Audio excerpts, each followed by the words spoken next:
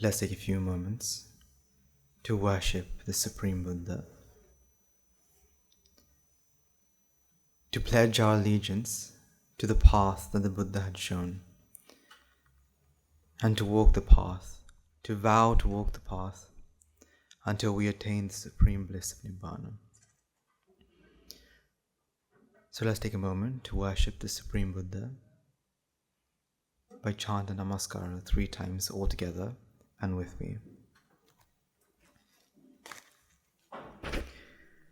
Namo tassa bhagavato arahato samma sambuddhassa.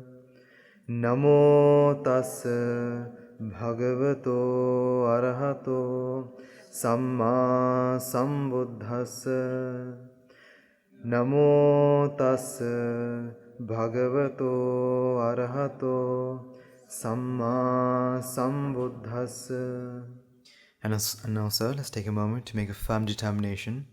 May by the power of all the merits we've acquired, may we be able to understand something, understand the Dhamma, and attain the supreme bliss of Nibbana. This week, something special happened. Yes, there was Poya. Yes, I remember this time. But more importantly, something happened that is a great blessing to the monastery. And that was that I would like to congratulate, actually, that some of our anagarikas, they were, you can say, promoted. I don't know if that's the correct wording, but they were promoted from, you can say, probation to permanent anagarikas, which is a blessing to not only our monastery, but to everyone, all sentient beings. So, if anyone hasn't congratulated any of you, I'll be the first person. Because it is great to see how much change a person can make. Not in the world. Because the change in the world can be done, you can say, any time in the world. But a change in a person, now that's hard. To be able to change yourself, to be able to follow in the footsteps of a teacher, now that is hard.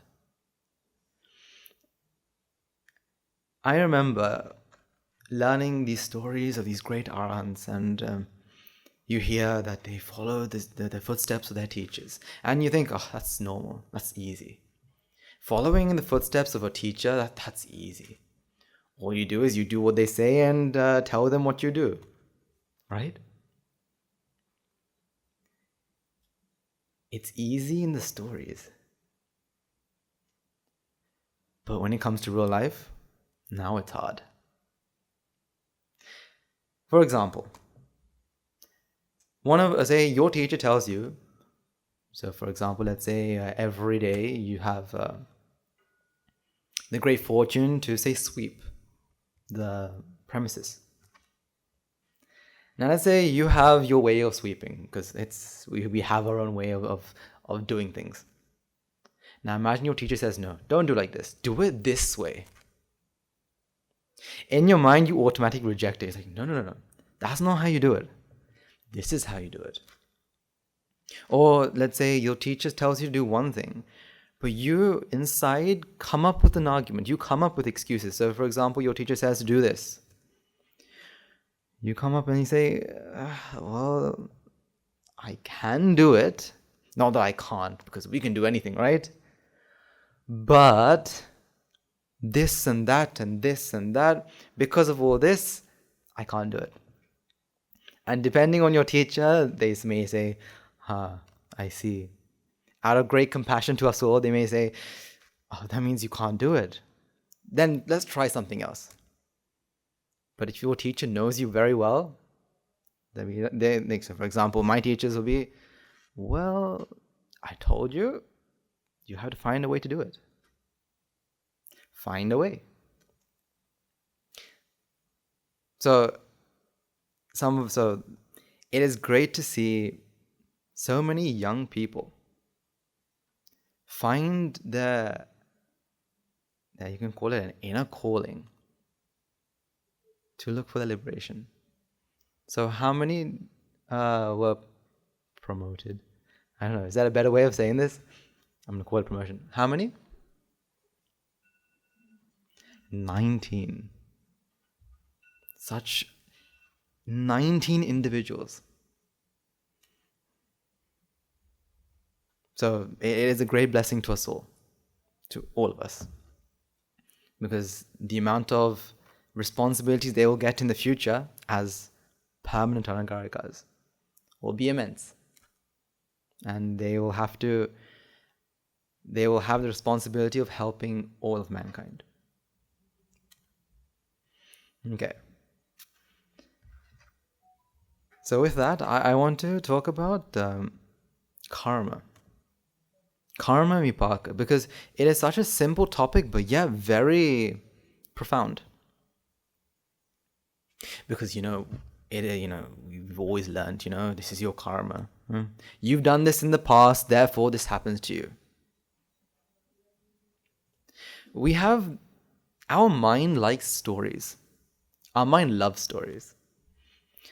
You will learn that whenever you want to propose an idea, the best way to do it is through a story. So, for example, if you want to propose the idea that, say, to give some money to this homeless person, instead of saying give the money, you do what? You give them a story. You say, so and so, he grew up in this sort of environment, and they did this, they did that, and they did this, and they did that. And our minds bind onto that story, and we think, really? Did they do that? And then we feel so compassionate, and then we think, I should do this. Our mind loves stories, and that's why we have books, that's why we have films, that's why we have all these amazing ways to tell a story. They say that's why language was formed. That's what they say. They say language was formed to show stories, to tell stories. So back when, I think back in the Stone Age, where people were in caves and with clubs and wearing skin for clothes, they would go around the fire and they would tell each other stories. Stories of what they did, whether it was going out hunting or looking for some berries, but they will be telling stories, and these stories are what people loved. And to this day, we love stories. Now, this is why we have this feeling in our minds that we must have a story inside of us. That, this happened because this person did this to me. Because on our journey to Nibbana, there are so many problems that we will face, right? Whether it's someone praises us or someone who blames us, someone who says, "Oh, what you're doing is wrong," or someone says, "Wow, you're such an amazing person." In our journey to Nibbana, there's going to be tons of problems. Now the question is, how do you feel when you face these problems? For example, let's say your teacher tells you, right?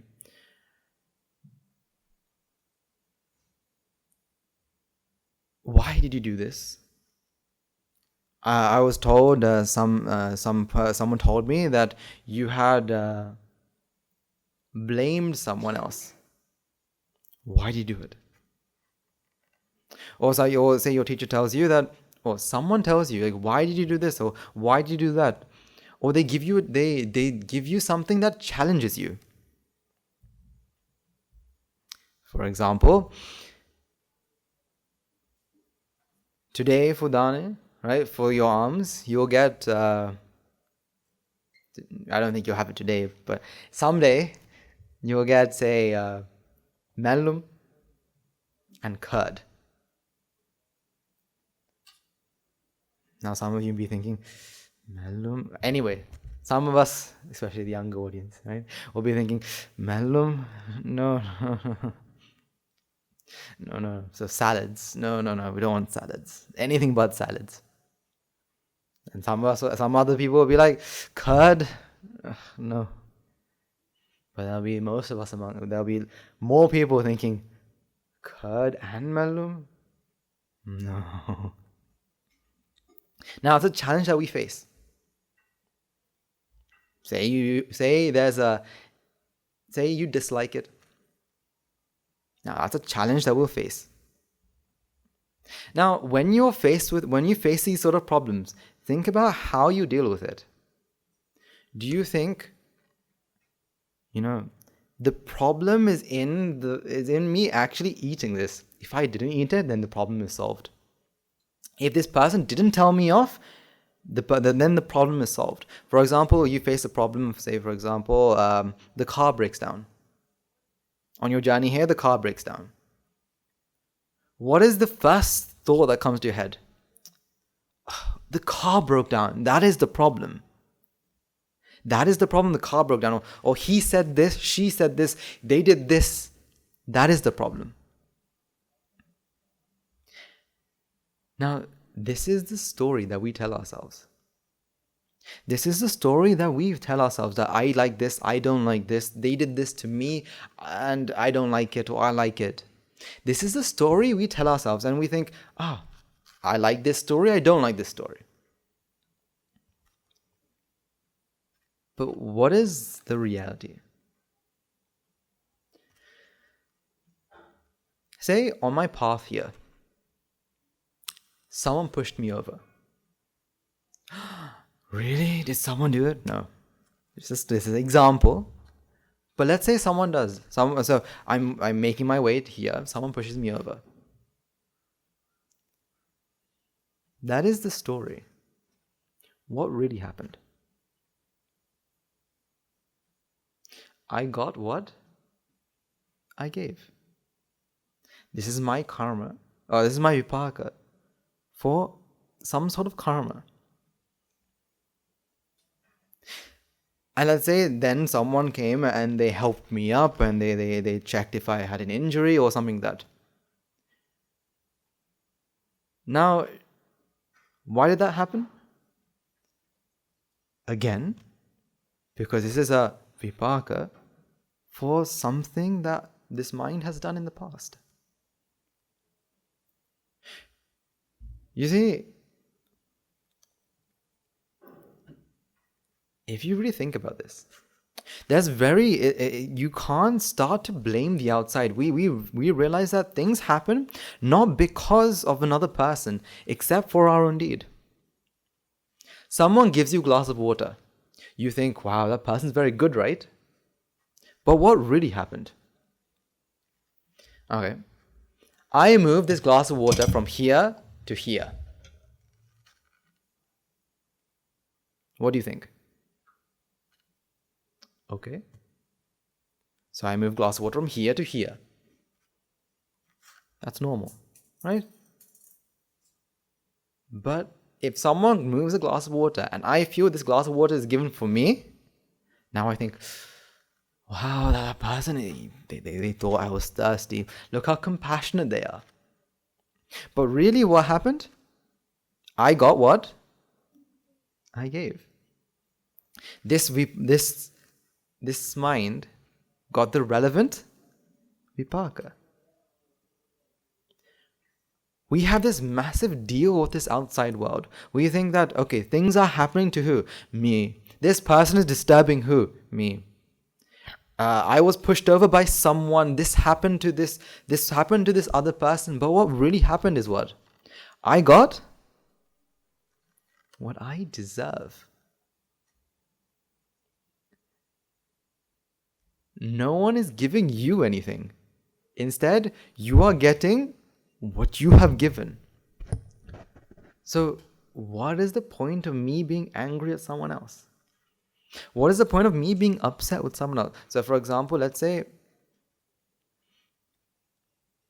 come back to the example where someone's giving, say for alms, you get malum with curd, right? Salads with curd. You are receiving what? This is your vipaka. This is the vipaka that you have given. So you get what you deserve. Okay. Here's the question. We know that there's good karma, right? So if you do something meritorious, that's a good karma. If you do something demeritorious, that's a bad karma. Agreed? But when it comes to vipaka, is there good and bad vipaka? Yeah, of course, right? Someone gives me an apple, I'm happy, that's a good vipaka. Someone pushes me over, that's a bad vipaka, right? Is that so? Okay, let's take an example. Person A likes apples. Person B doesn't like apples. I give both people apples. Which one is getting a good karma, which one's getting a bad karma? The one who likes apple gets a good karma, right? The one who doesn't like apple is getting a bad karma, a good vipaka and a bad vipaka, right? That's how it works, right? Is it? You see, we love stories. We absolutely love stories. So therefore we say that, this person likes apples, therefore he or she received an apple, therefore they're happy, therefore it's a good vipaka. Just look back in your own life and see if you can find a time where something bad has happened. But as time goes on and you look back, it was actually a blessing. For example, there was someone I knew who had a very stable job, right? Was earning a lot of money, right? And was having a very good life. But then something happened and they lost their job. They lost their income. They lost everything. Now that seems like a terrible thing, right? It's like they lost their jobs. It's a bad karma. It's a bad vipaka. They've lost their job. They've lost their income. But it was because they lost their job that the next week they were able to join in to their first dane, first almsgiving ever in their life. And because of their first almsgiving, they were able to listen to the dhamma. Because of the dhamma, they were able to understand the reality. And now they are on the path to attain Nibbana. So wait, is losing the job a good thing or a bad thing now? But they lost their job. They lost it. Then they no longer have the luxury life that they're living. So is that a good thing or a bad thing? See, when it comes to karma, you have good and bad karma. But when it comes to vipaka, we can't name it good or bad.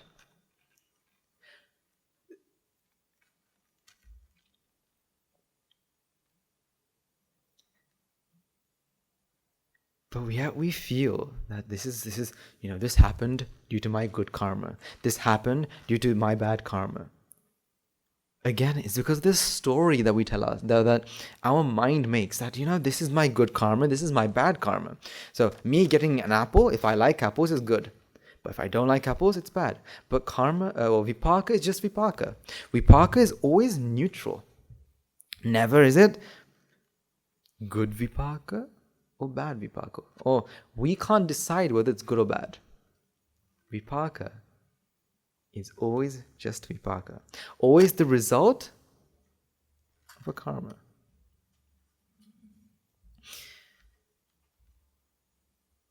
Can we control this though?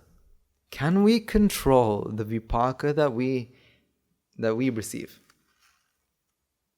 Can we control it?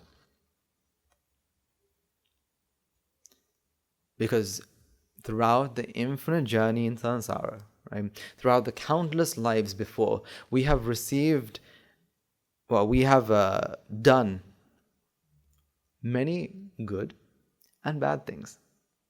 Agreed? So can we control it? Can we control what we get?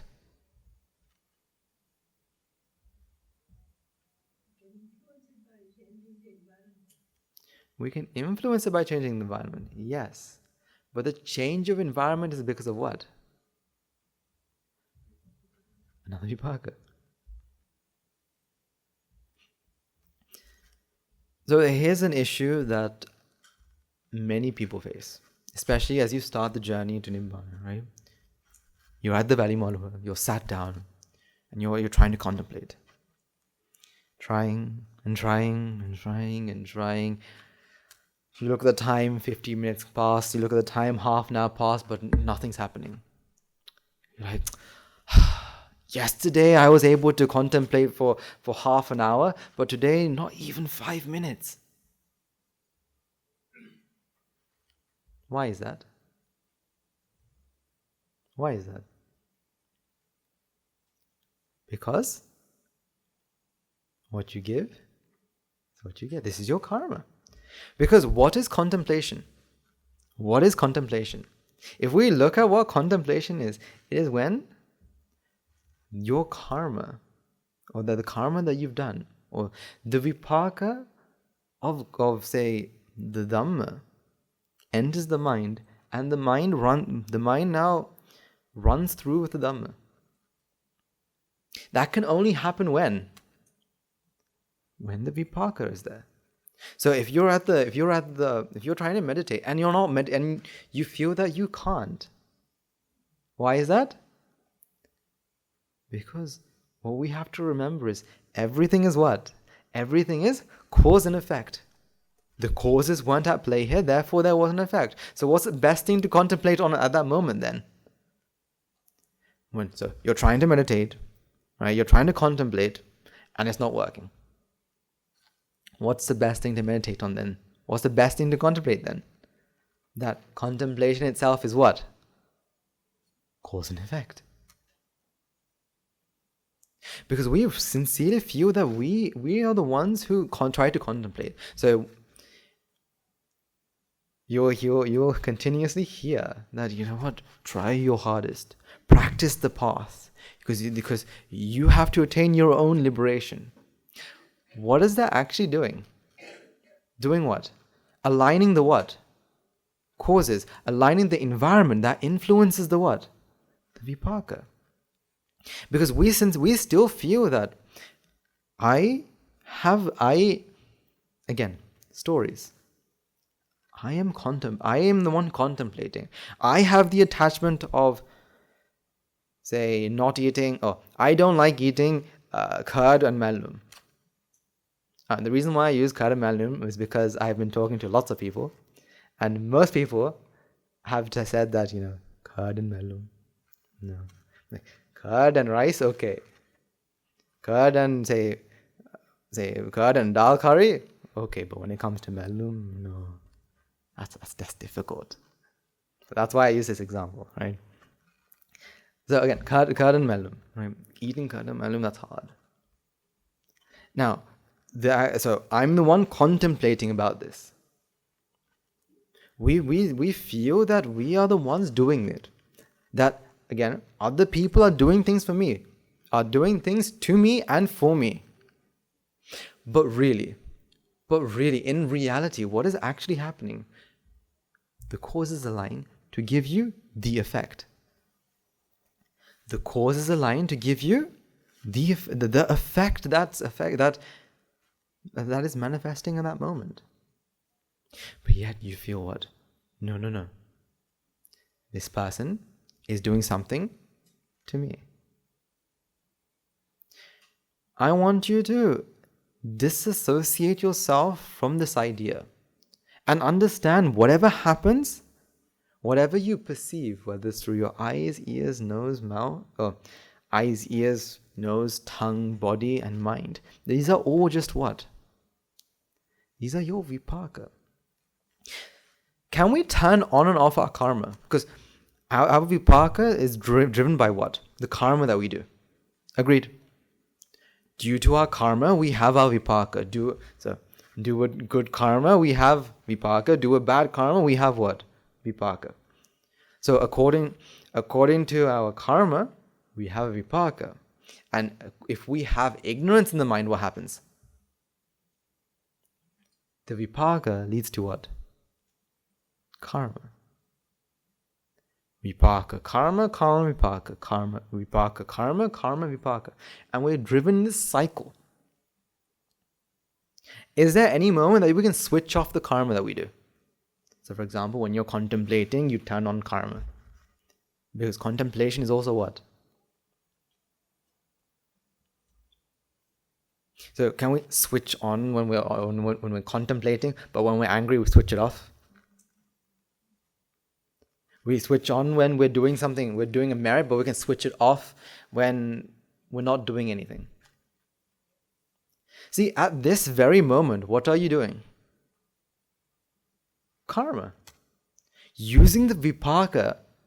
So for example, things that you see, things that you hear, the thoughts that are running through your mind, you are doing what? Accumulating what? Karma. So every single moment that is passing by, you're doing what? Accumulating what? Karma. Which will do what in the future? Again, we're going to have to switch from 2D to 3D to 2D to 3D. You'll realize that no matter how hard, because language is used for what? Stories. What are stories? Worldly things, to talk about the world. So you'll realize that we'll always be talking about 2D and then 3D and then 2D. So 2D and 3D meaning worldly, and then Nibbana, and then get back to world and back to Nibbana. So, which will affect us what? In the future, that karma that we do when we contemplate will come back as vipaka. So no matter what we do, you can't hide from one person and one person alone. Who can't you hide from? Yourself. You can't hide from yourself. So no matter what you do and what you think about, this is karma for the next vipaka.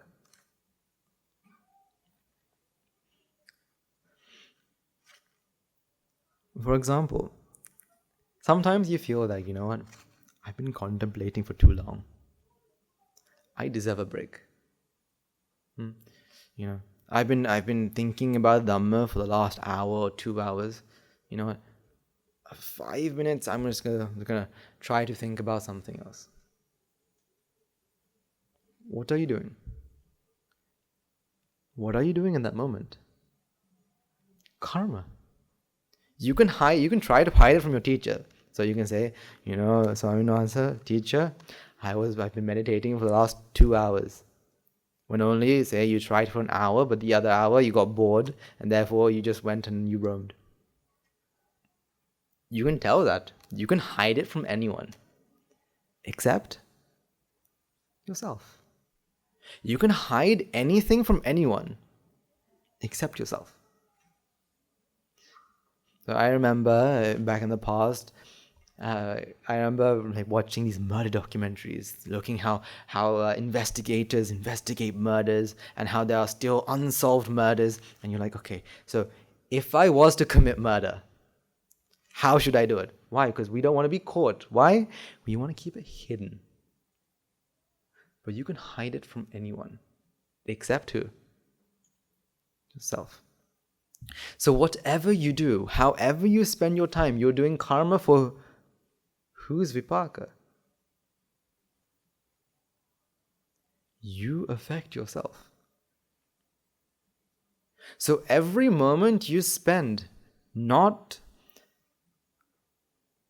mindfully aware, you are accumulating karma for what? For some vipaka. So who is to blame if you can't contemplate? You know, it's because of that bird. That bird is singing, right, or crying. Oh, it's so loud. It's the bird's fault. Is it the bird's fault? There's these children, these small little children running around. They're shouting, they're screaming. That's why I can't contemplate, right? Is that why? No, but we like stories. Again, we like stories. Therefore, we say, I tried to contemplate, but I couldn't contemplate because of this, because of that, because of this. Even simply, if you think about it, right?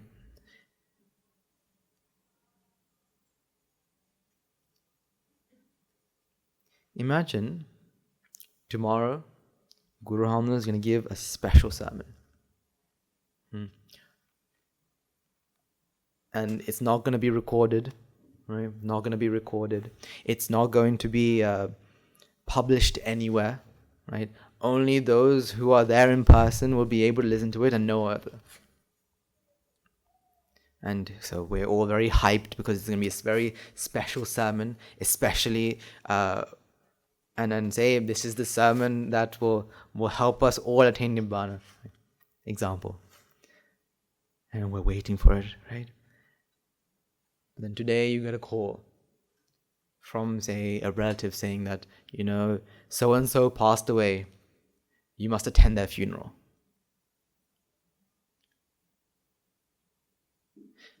You must attend their funeral. So there's no option here. Now this happened because of what? So is there any point of blaming the relative that died?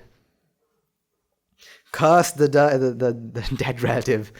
It's because of this dead relative I wasn't able to listen to the sermon. Is it the relative's fault? No, it is your own. It is something that it's the vipaka of a karma that you've done. Now again, is this a good or bad vipaka?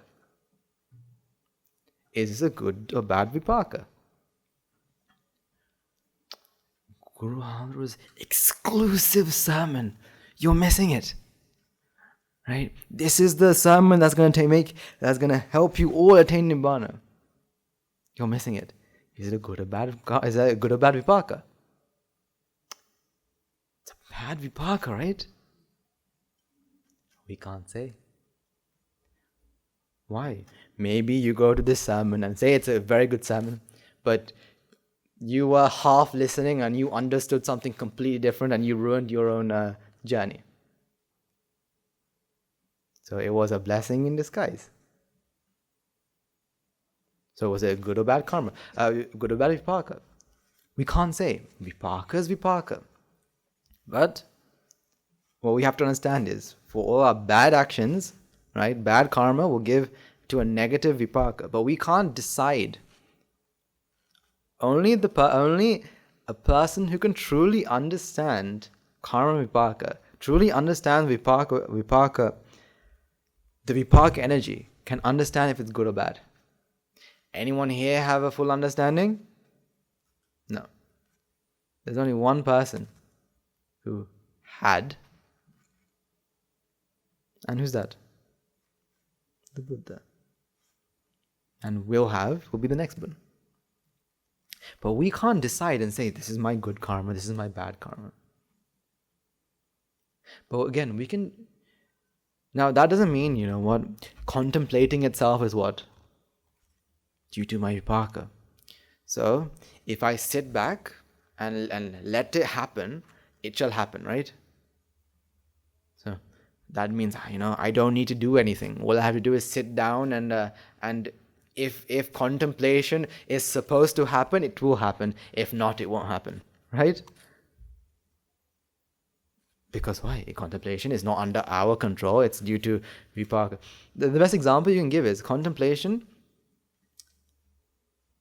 is like waking up from a dream. When you are asleep, can you wake up? When you are asleep, can you wake up? No, but when you wake up, you are awake. Right? So, let's say you are asleep, but you want to wake up. What do? So you are asleep and you want to wake up at 4 o'clock. No, sorry, let's not make it too early. 6 o'clock. what do? You normally set an alarm. Because you yourself can't wake up unless the causes are there.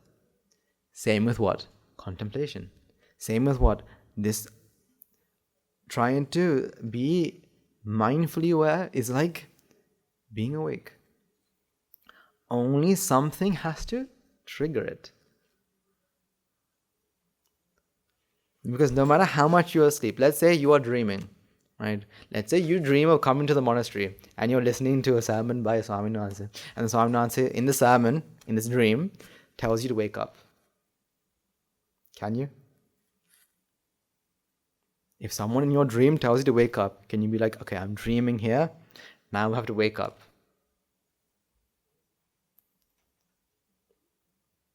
So, coming back to the actual contemplation, contemplation can only happen if the causes are there. And only when the causes are there can contemplation truly happen. But then that doesn't mean you have to sit back and think, one day it will happen, right? You just sit down and you're just doing your normal things, hoping that it will happen. Contemplation will just happen someday. Because that's also wrong.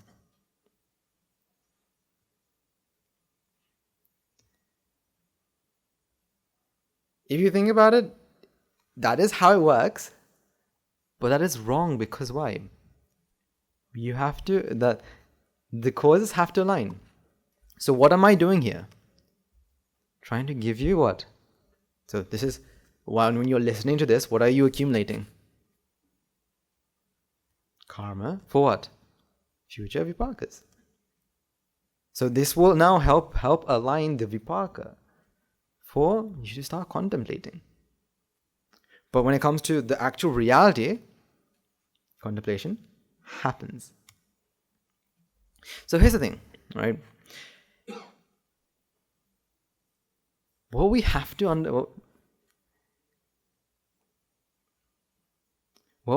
do is understand that this is how it is. This is how it works. Contemplation happens due to when the causes are there, does contemplation happen. Right? We all agree with that, right? Because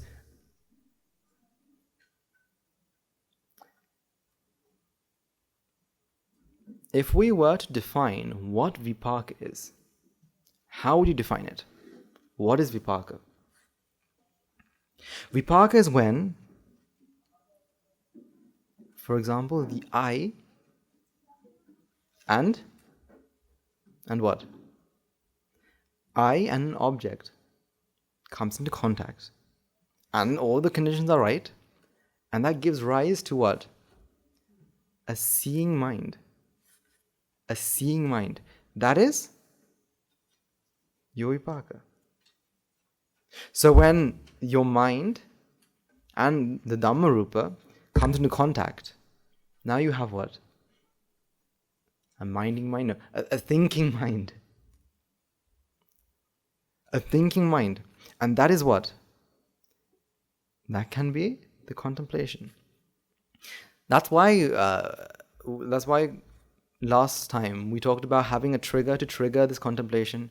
So I hope those of you who were here for the last couple weeks, I had asked you to write down 3 things. Then last week I asked you to write down a trigger. Now I hope you all have marked how many times you've done it.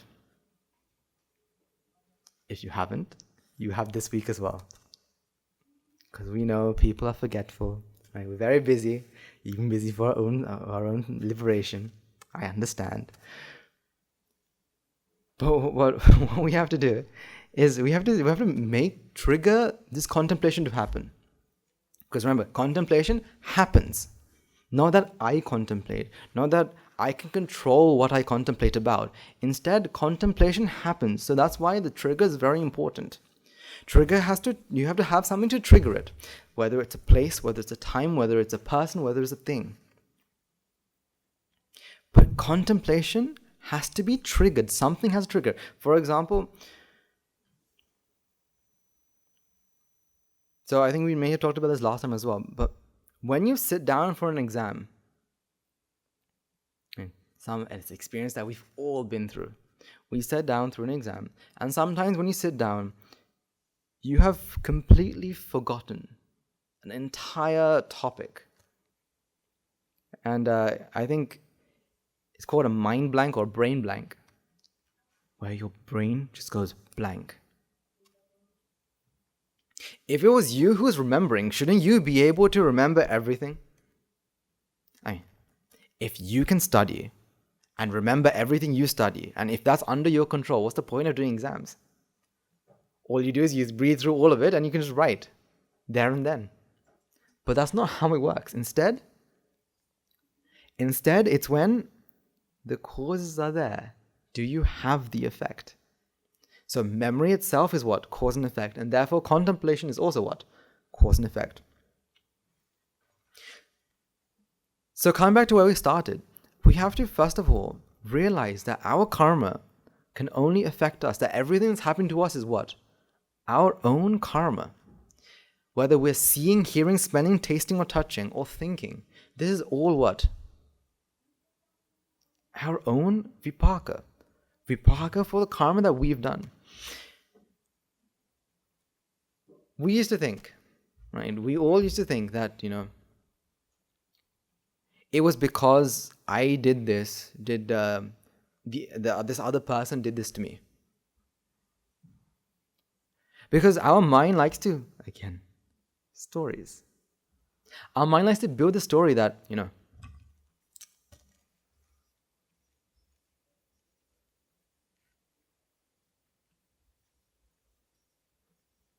person A gave something to person B.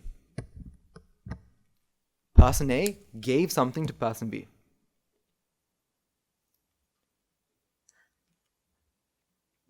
But if you think about the reality, what is really happening here?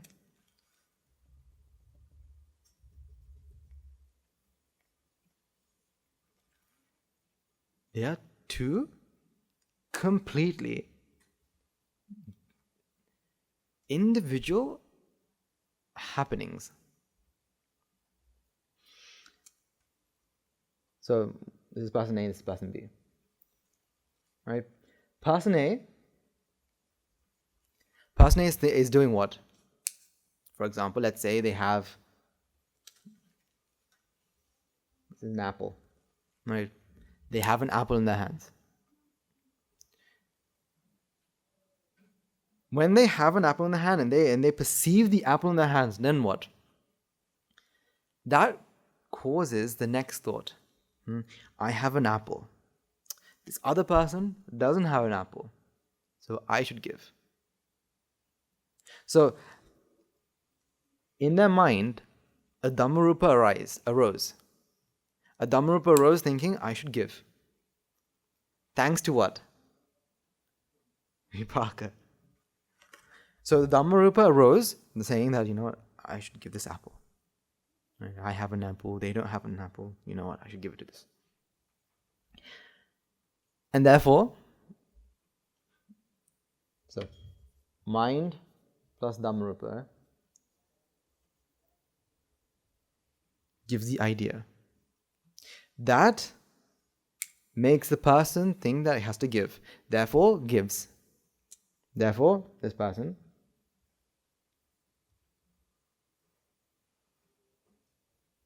does karma. Or if you want to use the Pali, karma.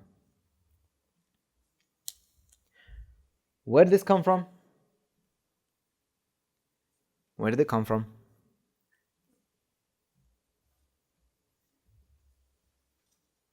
Vipaka. Where does this go? Back there. Okay. And so so every action, everything that they feel, they sense, they perceive. For example, the apple itself, to seeing the apple, to smelling the apple, to feeling is all what? According to the vipaka, and every thought gives the karma, feeding the vipaka. So it's almost like a self-charging battery. All the energy goes back to vipaka. And then person B, what do they have? They also have, instead of mind and dhamma, they have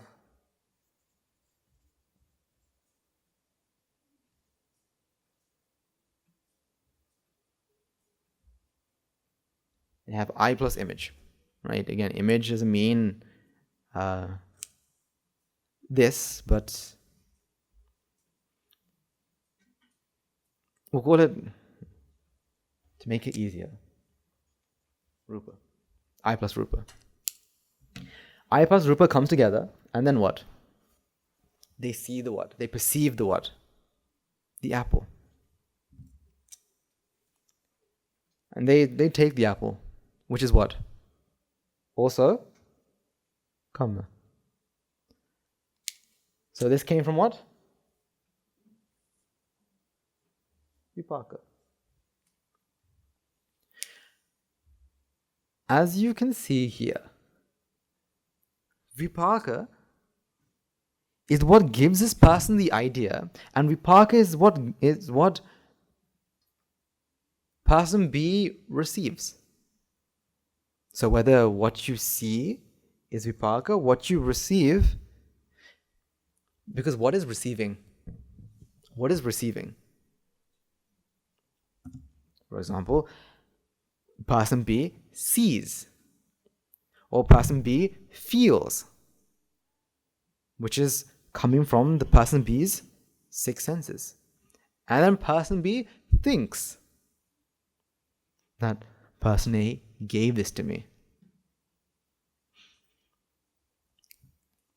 We can change, so we can say that this is a very meritorious activity. Person A gave an apple to person B, such a good thing, person A is amazing. We can change this simply by saying person B, the person B feels, or person B thinks that it does not like apples. Now what? Person A is doing something meritorious, person B is receiving what? Bad karma. We can even change this further. Person A knows person B doesn't like apples. Person A knows person B doesn't like apples and gives an apple. Again, what is this? What is actually happening here? Karma is giving rise to vipaka. Vipaka is giving rise to karma. But yet we make this beautiful story saying that person A hated person B, right? Detests person B. So secretly, person A, knowing that person B doesn't like apples, takes an apple and gives it to person B. Person B receives it and decides that it's all person A's fault that he receives an apple. And now person B is angry with person A. But then really what happened? Karma, vipaka. Vipaka, karma. Karma, vipaka. Vipaka, karma. So who should we help? Person A or person B? Who should we help?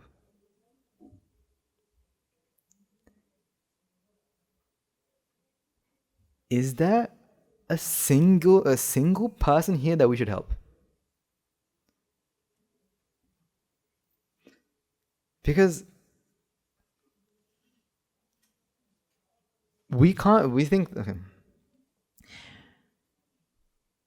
Vipaka gives rise to karma, right? When it goes through what? So these are two different processes here, right?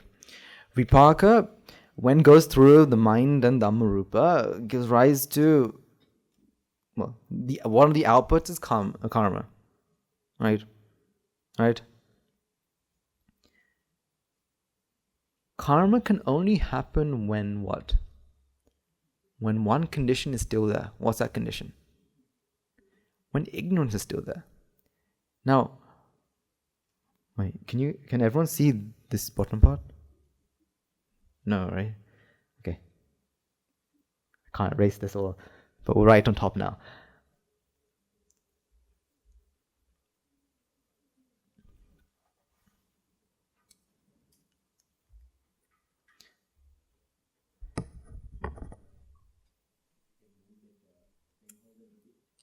Nice.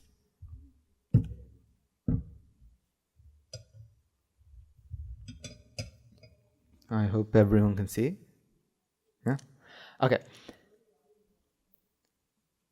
So vipaka,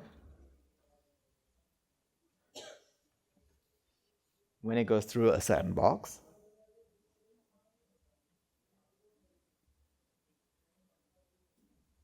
gives karma, which refeeds vipaka. So what is a certain box?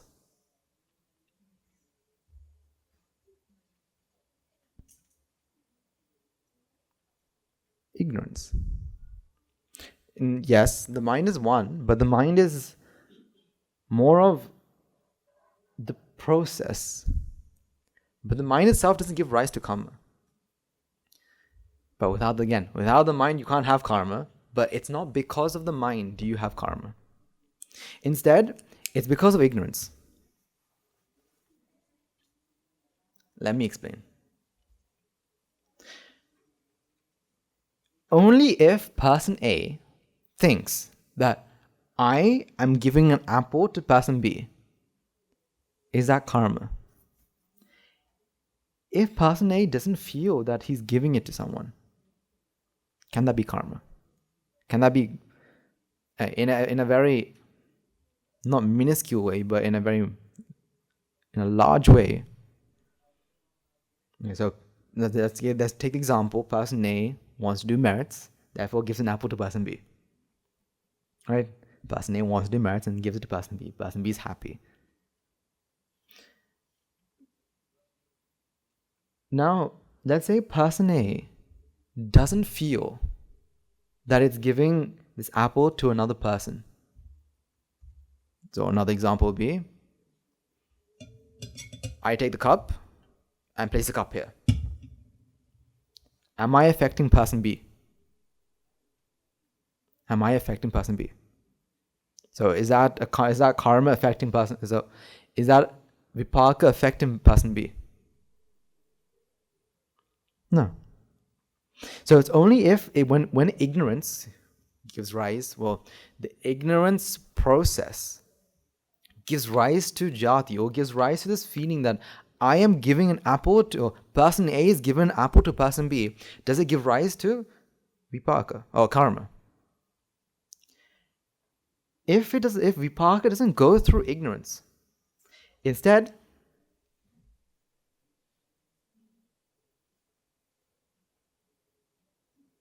it goes through just the mind. So the mental process. Now what happens? Karma isn't, or the vipaka energy isn't converted back to karma. Instead, it's dispersed back into the environment. Instead of being stored as karma. So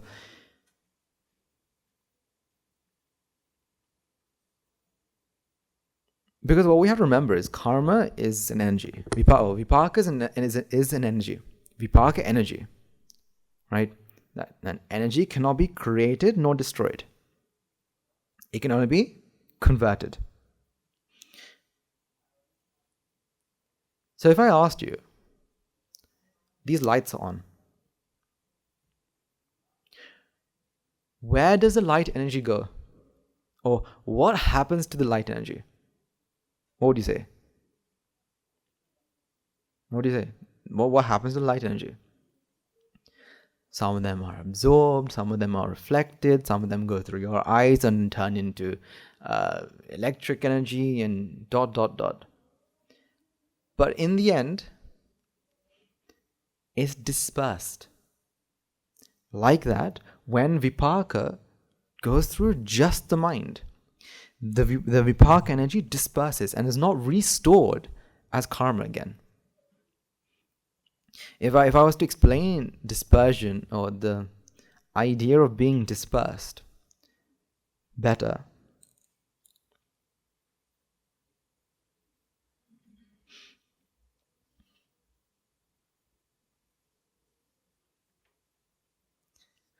I wish I had a cup of water with like ink, because I can show you with this, but let's take this for example.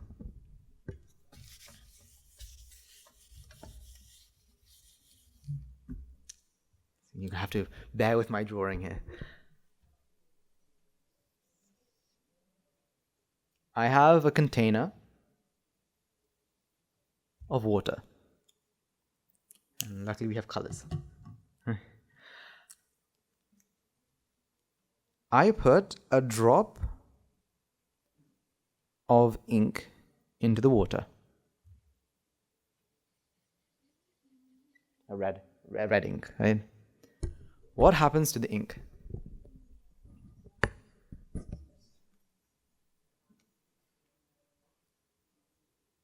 Okay, here's a really interesting way to look at this, right?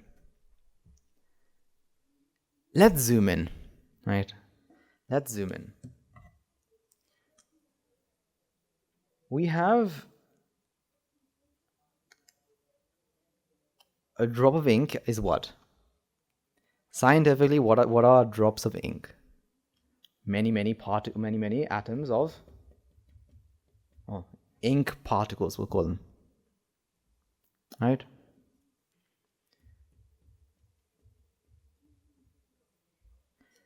And they're all floating in this water.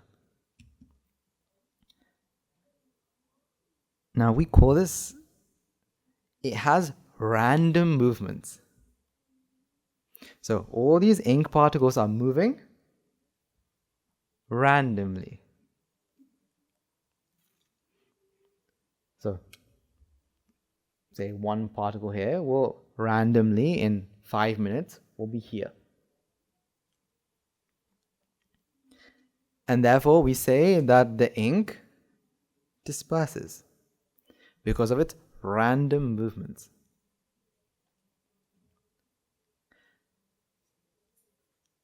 But is its movement random? Does this ink particle know that it's dispersing from the original source? No, it only knows is I'm moving forward. It's like this. I blindfold all of you and I put you into I group you into one place. I blindfold you all and I say just walk forward. If you bump into something, turn around and walk backwards. Right? If we had like a big room, so we say we're in Dhamma hall, and I tell you to do that. In a few minutes, I will find one person in one corner and another person in the other corner. Now we say that's diffusion. It diffused or it dispersed. But really the atom doesn't know it. The atom just moves forward.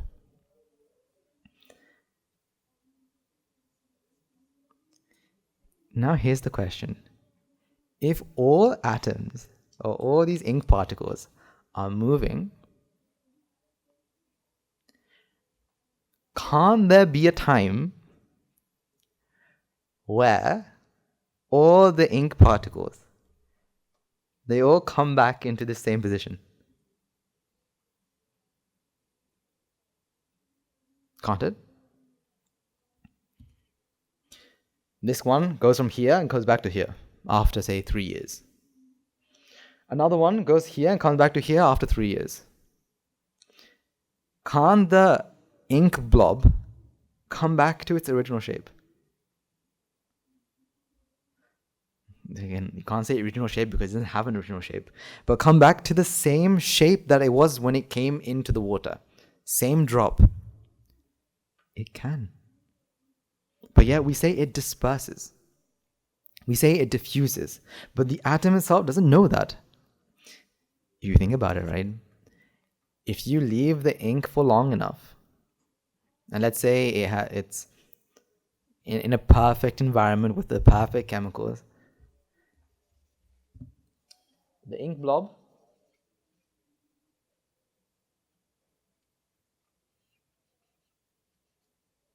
can also randomly take shape of a human. Possible.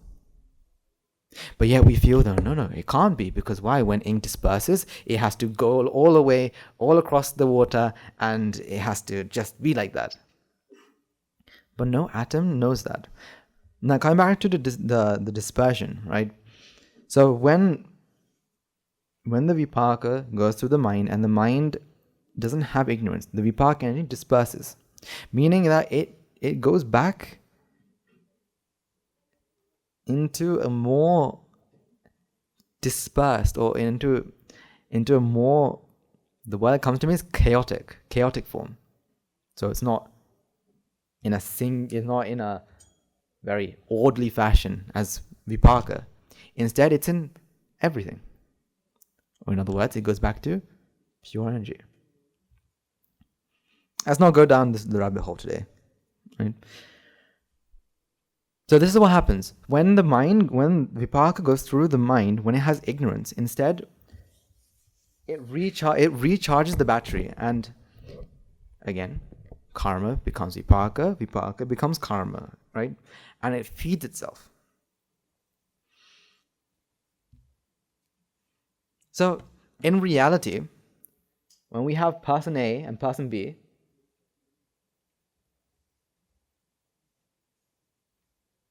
person A will never do something to person B, and person B will never do something to person A. Instead, person A's vipaka will come back to person A, and person B's vipaka will come back to person B. But thanks to our storytelling, thanks to our amazing minds that love to make stories, thanks to what?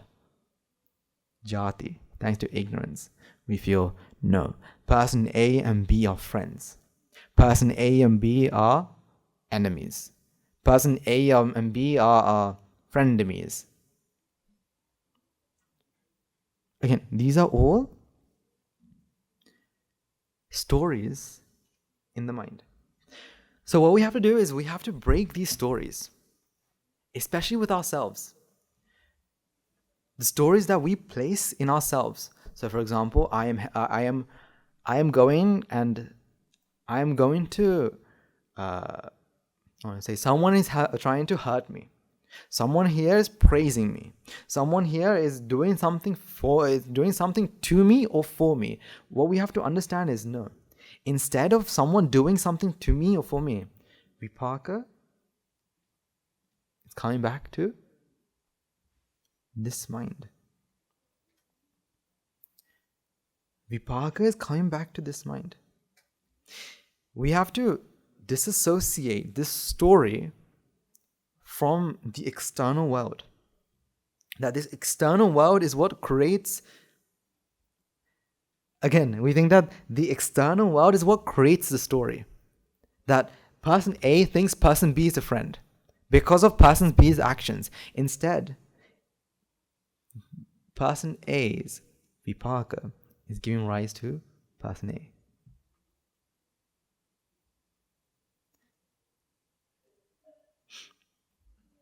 Now, coming to this story, this is what we use also to identify ourselves as well. It's what we use to identify who we are. Now, as we've listened to lots of sermons, and we know that the mind, or this chitta, arises at this moment, newly born. But every time a chitta arises, what does it do? It creates a what? Story. You can almost call it like onion skinning, right? It's like it builds on an onion skin. It builds on onion skins. What I mean is, this free, right, with no responsibilities, no nothing, this chitta that arises and passes away, starts to think what? This is who I am. This is my age. I have, I have responsibilities to look after my car. I have a house to look after. I have this. I have that. I have this. And we have this massive layers and layers and layers and layers of stories that we build upon ourselves. But this mind is actually what? It doesn't have any of this. But yet our mind is burdened with all of these.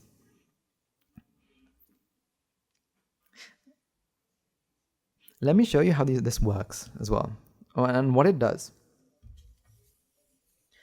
I want you to think about the last time you talked to someone that you had no idea about, so a random stranger. Before you talked to them, were they random strangers? So I want you to look back and remember the last time you talked to a random stranger, a person that you've never seen or met before.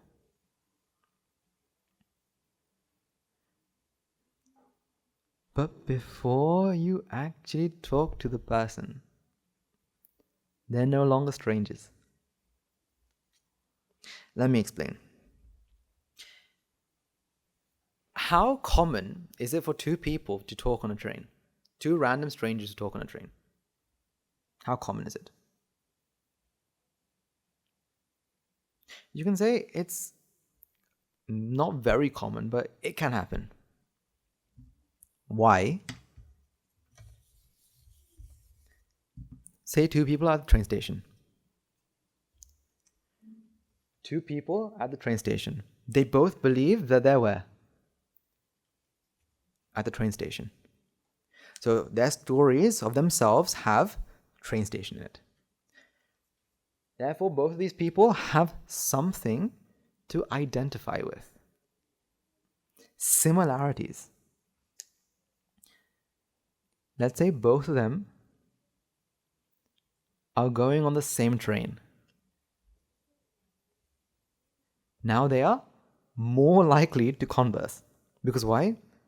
They have more to identify with. Let's say the train is late.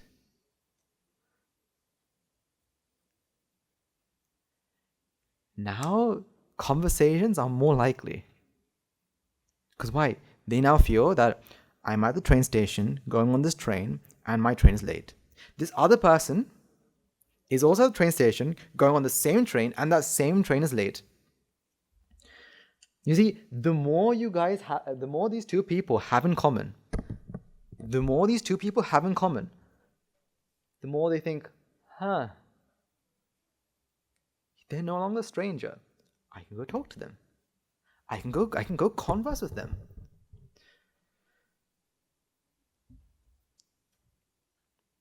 Think about this, right? You're all at the monastery. So you all know you have something to identify with. Therefore, if you need any help with anything, you'll go talk to who? Someone. But if you're a Sila Shravaka, now you're more likely to talk to who? A Sila Shravaka, Shravikas, Sila Huvasis, Anagarikas, monks. We will talk to people who we can identify with. That's why they say birds of a feather flock together. Because why? They are the same, or they identify as the same species. If aliens were invading, right, or people from other worlds start to come here to invade, now people unite and to fight back. Why? Because they all identify as what? We are the human race. We are the Homo sapiens sapiens. Again, it's because why? We identify. We are trying to identify with others. So if I asked you, when was the last time you talked to a complete stranger? You have never talked to a complete stranger. Instead, you have talked to someone who you identify with. Some sort of way. Whether it's gender, religion, nationality. So growing up in the UK, you see this a lot. Sri Lankan people, they stick together. No matter where they go, they somehow find some other person and they stick together. Because why? Now, when I say Sri Lankans, that's because that's where that's the environment I grew up in. I am 100% sure that same thing with everywhere. Why? Because we want to identify with someone. We want something to help us feel what? That helps us feel connected with other person, to redo what? Reinforce that, you know what? This person is like me. Therefore, we can build another story. We can build another story.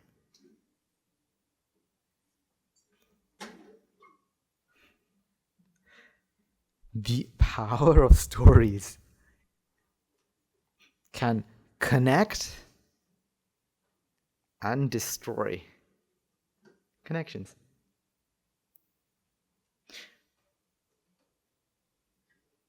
See, I want you to think about this. Do you identify with other people before conversing? Do you think that, oh, this person is like me?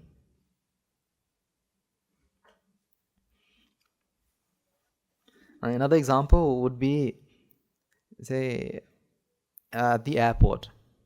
Two people talking to each other is very rare. Except when the plane is delayed. Now chatter will happen. And now people will start talking and be like, this pilot or this airline, right? Like Sri Lankan Airlines, UL, right? Usually late. Right? Why? And you go on and on and on because you have something to talk about. Because why? You have now something to identify with. You have something. Thanks to who? See, Jati is amazing, isn't it? Jati connects people together, right?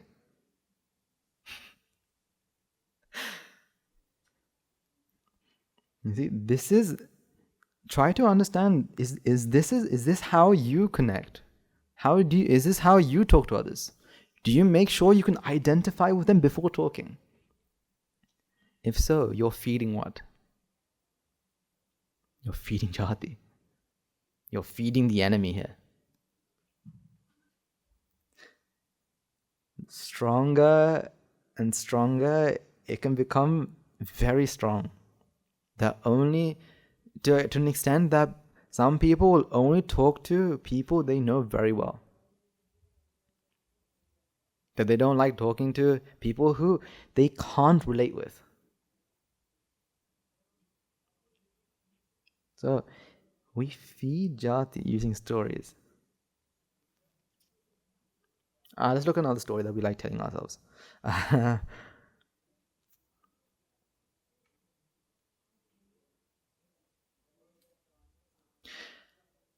Let's say we have a mango tree. And let's take another tree. A mango tree and what? An apple tree. What's with apples today, ne? We got a mango tree and an apple tree. Which tree feels superior? So which tree thinks that, I am a mango tree, right? I am better than an apple tree because I can grow bigger, or I don't know. Which tree feels bigger than the other? Which tree feels more superior than the other? Do they? If you were to grow an apple tree and a mango tree in the same pot, would you see like one tree like wrap its tendrils around the other and try to strangle the other? No, they will grow using whatever nutrients they have, or however they are, and they'll grow. One not hating the other not hating the other. They don't feel to be superior or inferior. Now take a look at yourselves.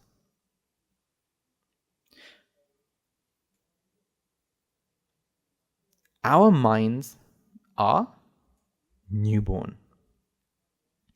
They are born, or I don't want to use the word born because only beings are born.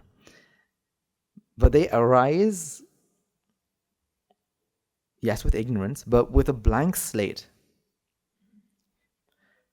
Because when you're seeing this, your mind arises thinking, I'm seeing. That's all it does. It just says, I'm seeing. And it will perceive and say it's a red pen or whatnot. But it can only perceive what the stimulus is. So whether it's a sight, sound, smell, taste, touch, or a thought. That's the only thing it can perceive. But then it grows on and it onion skins. And it says, I am so and so. I have this much education. I have this much money. This other person is below me. This other person doesn't know as much. Therefore, I have to behave differently. I have to, who are you? You have to say good morning to me. Right? Not I say good morning to you, you say good morning to me. Right? If I'm walking, you have to move aside. No. I know most of you aren't like this, but in our heads, we still have this. We still have this onion skinning that still happens. We onion skin to a certain limit because we want stories. We like stories. So we want to give ourselves a story that other people can also believe. So if you one day went around saying that I'm a doctor, right, and other people can't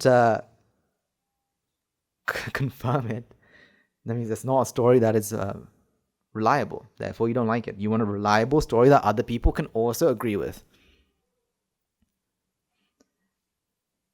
So this onion skinning, right?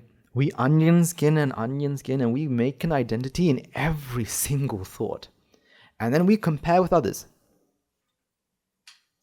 Oh, I'm like this, they're like that. I'm like this, they're like that. I have this onion skin, they have that onion skin. I have these things, they have those things. This is mine, this is theirs.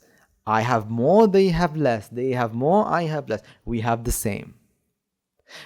But when it comes to the mind, does it know that? Or when it comes to the normal seeing mind, just the perception of sight, does it know that I'm better than another one? Does the sight mind know it's more superior than the sound mind? Or does the sound mind think it's more superior than the tasting mind? Simply put, they say there used to be a time where the caste system was such a big thing that I can't remember the name of the caste that was the lowest or considered the lowest. But if a person was to even look at them, they say they had to clean their eyes with milk.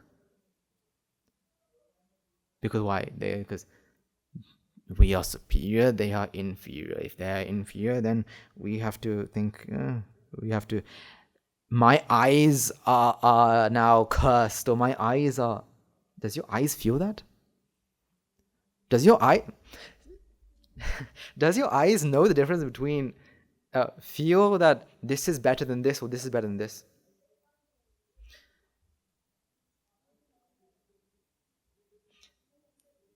If you think about it, does your eyes know that these two are two different pens? Yes, they give different signals, I agree. But do they feel that these are two completely different pens? They don't. Your eyes just keep running. They just give the signal that they continuously give signals But yet you may think that, this is better than this is better than this. Again, onion skins. This is ego at play. Thanks to ignorance, thanks to jati, thanks to this sense of self, we onion skin until we have this idea that I am this. I am either better or worse than others. I am like this, I'm like that.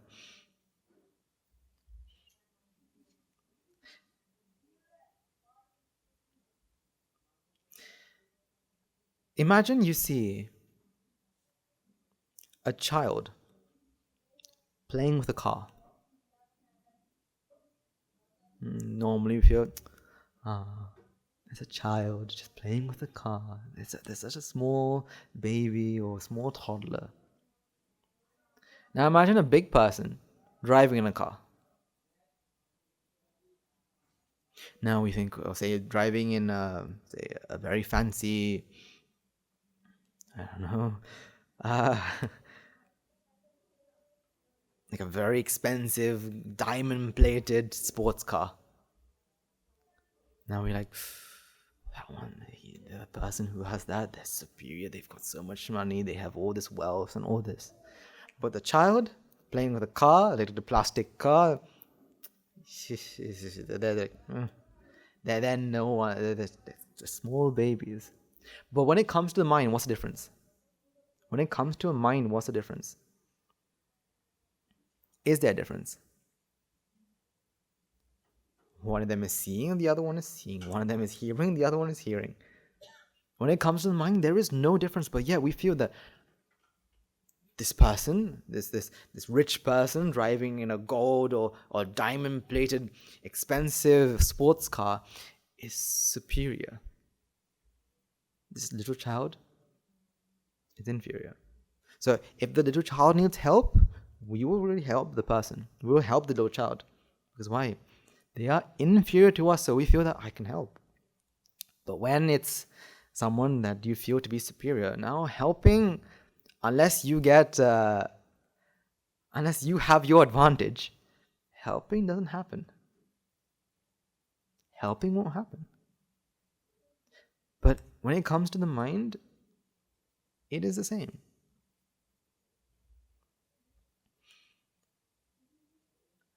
Think about this, right? Who has a bigger mind? A whale, an elephant, a human, or an ant? Which animal has a bigger mind? Multiple choice question. MCQ. Which animal has the bigger mind? The whale, the elephant, the human, or the ant?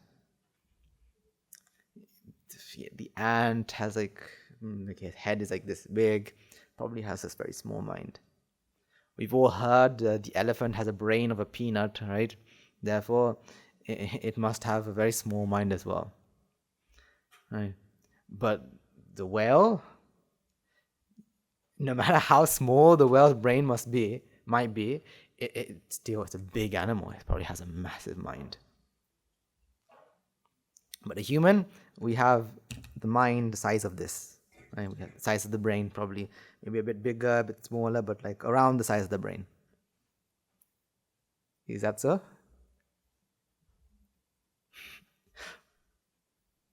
What shape is the mind? What color is the mind? With these four animals, which one is more superior? Humans were the top of the food chain, right? So we have to be the superior one. Whereas ants, they get stepped on, they get trodden on, they get swept aside, so they must be the inferior one. But when it comes to a whale, if I'm outside the water, the whale is inferior, but if I'm inside the water next to a whale, the whale is of course superior. Is that how it works? It isn't. Because the mind is what? The mind is just the process of perceiving. The mind is just a process of perceiving. But yet we think that, no. I remember thinking that Albert Einstein probably has a big mind.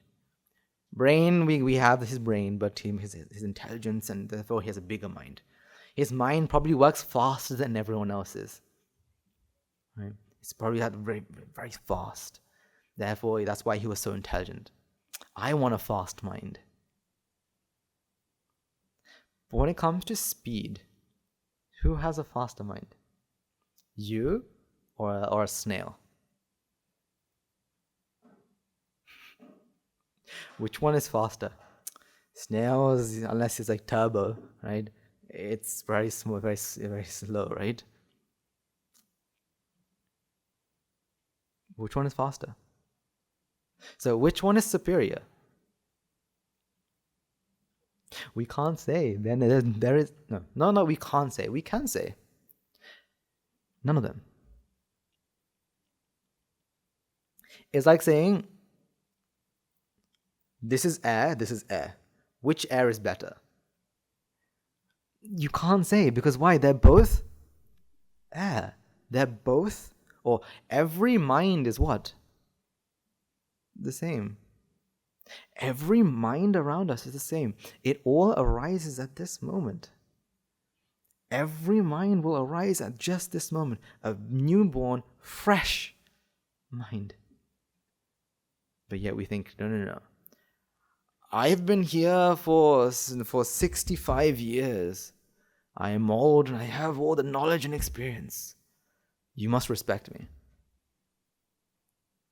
But yet your body may be that old. No. Your body, neither is your body that old. But the mind, of course, isn't. Vipak energy. How old is Vipak energy? How old is Vipak energy? Because it's because of Vipak energy does the mind arise. Right? Because of Vipak energy does the mind arise. Then how old is Vipak energy? How old is light energy? Right, so everyone can see these light bulbs, right? How old is the light energy that comes out of the light bulb?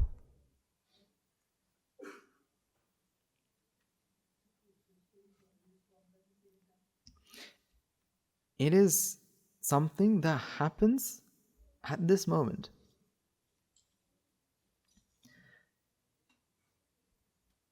Because even when it comes to all sort of energy, you can't give energy a time.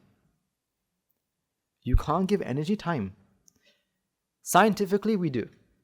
That's because of what? That's because of ignorance. But in reality, you can't give time. Because why? At this moment, only at this moment can we give it a form. Or can we give it some sort of identity?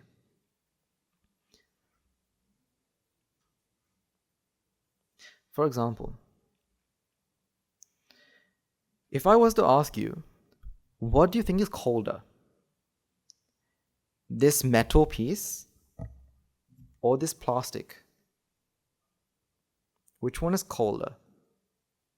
Or which one has more heat energy? You'll say, the metal, we all know through experience that metal is cold, right? Where plastic isn't. Actually, whether it's metal, whether it's plastic, they are both the same temperature. However, when we touch it, when we touch metal, we all know metals are what? Great conductors of heat and electricity.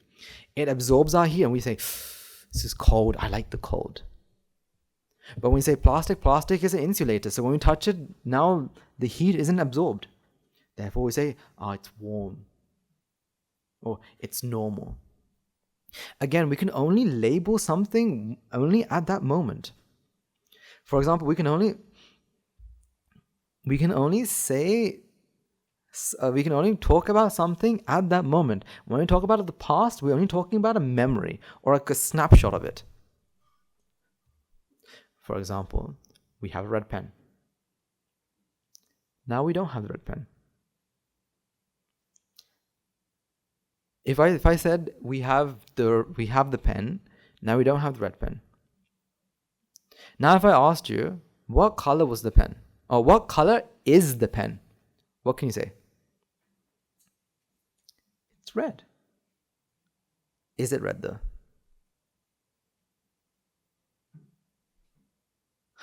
It's turned blue. Magic. Wow. How did you do that? What sort of wizardry is this? It's blue now. No, it's not.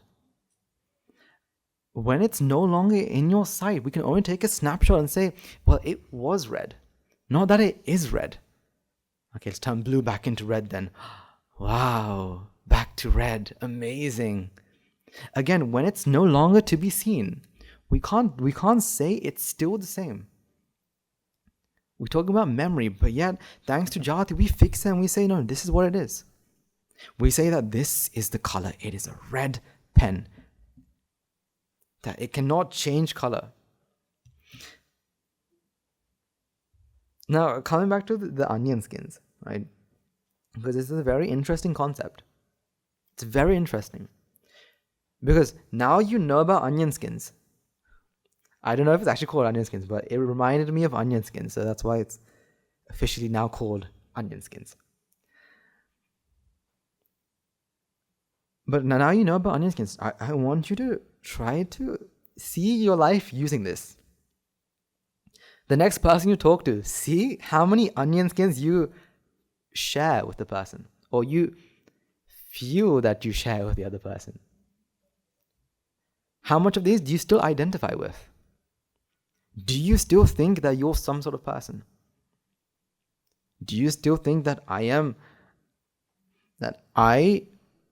so and so? Do you still think that? I remember whenever we went on holiday, so especially to Sri Lanka, right? I would be so happy when I saw someone who shared my same surname. So in other countries, having Sri Lankan surnames used to be very long. As in, I remember people could identify whether you were Sri Lankan by looking at your surname. If it's a long surname, they're like, you're Sri Lankan, aren't you? Yes. How did you know? Surname. So I used to be very happy when I used to see my surname, because why? I feel that that is someone of mine. Because why? I now identify. See if you still have these sort of things. If you still try to identify with other people. See what sort of things you have in common, or how many onion skins you share before talking. And see how many people you miss. How many people you don't share, therefore you don't talk. Because when you don't give your association, now they don't have what? The association of yourself. Because I sincerely do hope that all of you are noble friends to another person, are kalyana mitras to another person. But if they don't identify with you, do you not give your kalyana mitraness, your noble friendsness, to the other person? If so, they are as of a mind as you are. They are no much more superior or inferior or the same. They are as simple a mind as you are. They are a mind that works on what? On their karma. You see, when you truly come to the realization that a mind is just a mind,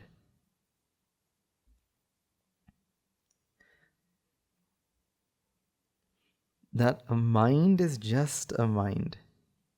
We think, wow. You come to the realization that there are so many minds out there to help. We have to help all these minds. So yesterday, for those of you who may not know, we had a Dakineyo with a very prestigious school in Sri Lanka. And throughout this ceremony, what I was thinking is that these are all minds. No matter who they are. Trust me, I don't know any of the people there. I found out that there was a school like this very recently as well.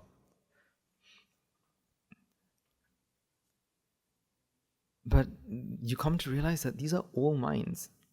All minds that have ignorance. All minds that have ignorance and attachment. And therefore jati arises. And therefore are constantly what? Constantly under so much suffering. Whether they feel it or they don't feel it. See, we are so fortunate to be able to have the Dhamma to help us.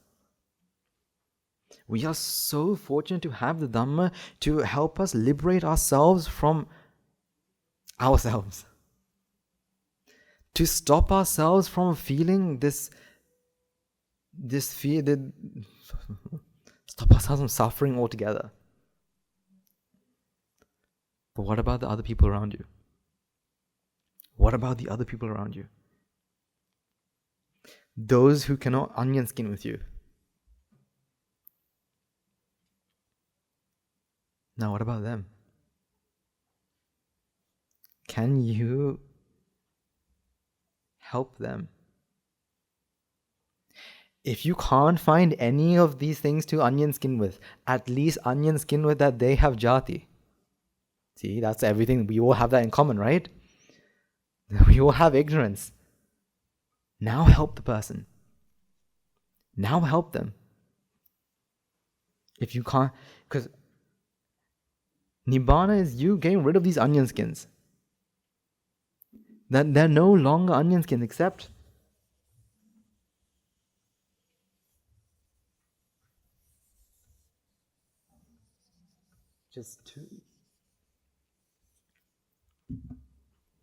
just minds. And then you realize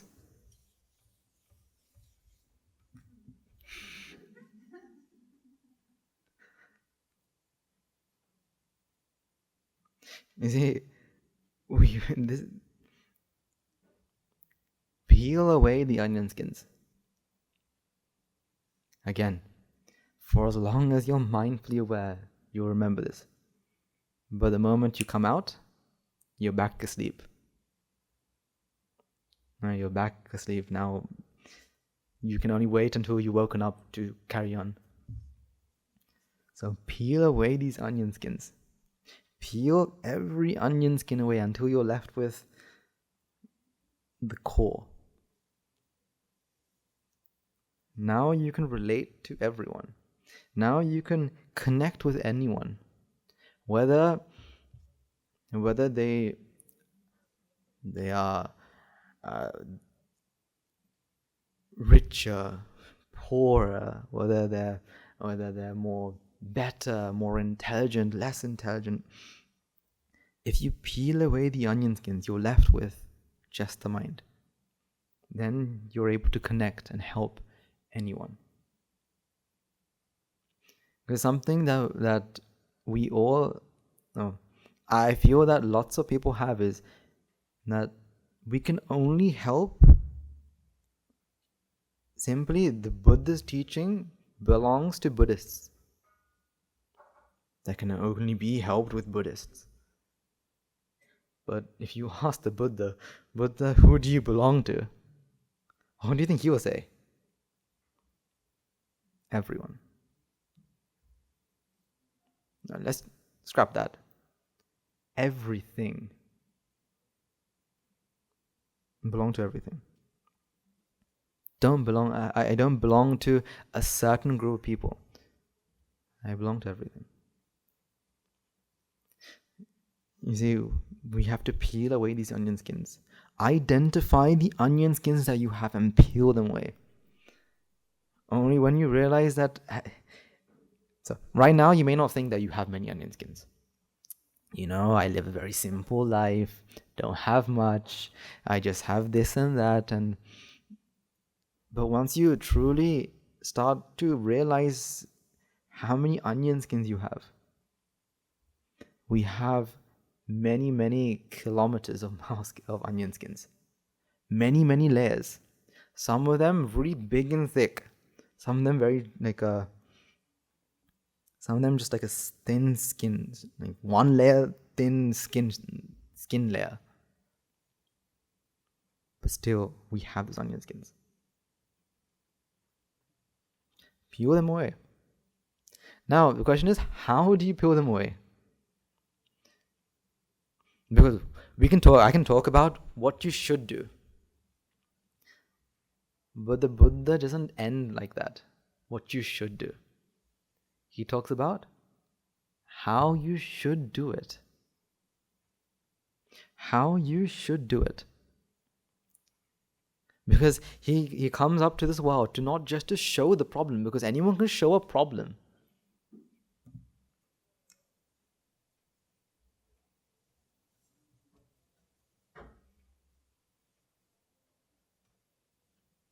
Any person can write that.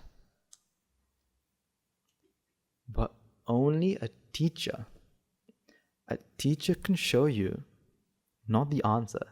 Because anyone can write down the answer. But neither is it the problem or the answer that we need. It's what? The method. The process of showing how it works. But the thing is, by showing the problem, showing the true problem, the result or the answer, you realize the answer. You realize how this came to be, and you realize how you can stop it. That's the Four Noble Truths, right? The Buddha shows what suffering is. He shows, by showing what suffering is, we come to understand, okay, this is how suffering is caused. And then we come to understand, then there is a way to get rid of suffering. And therefore we get rid of the suffer. We eradicate. Again, I don't want to use the word suffering because it's not suffering there. It's dukkha. It's dukkha.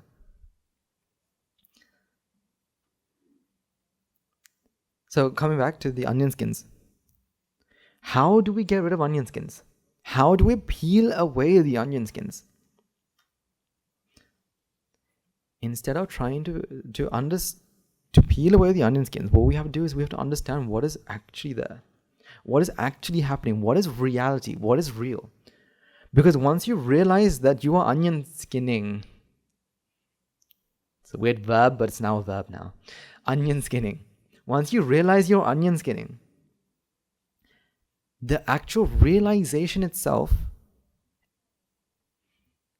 they say, a danger foreseen is half avoided. So you seeing the problem is the first step. You realizing that this onion skinning is happening. And then what? You look at, why is it happening? Then you come, so, okay. Why does onion skin happening? Why does onion skinning happen? It's weird when you make a verb because you have to really think about it. So, why does onion skinning happen? Why does it happen? So, we have all these onion skins. Why?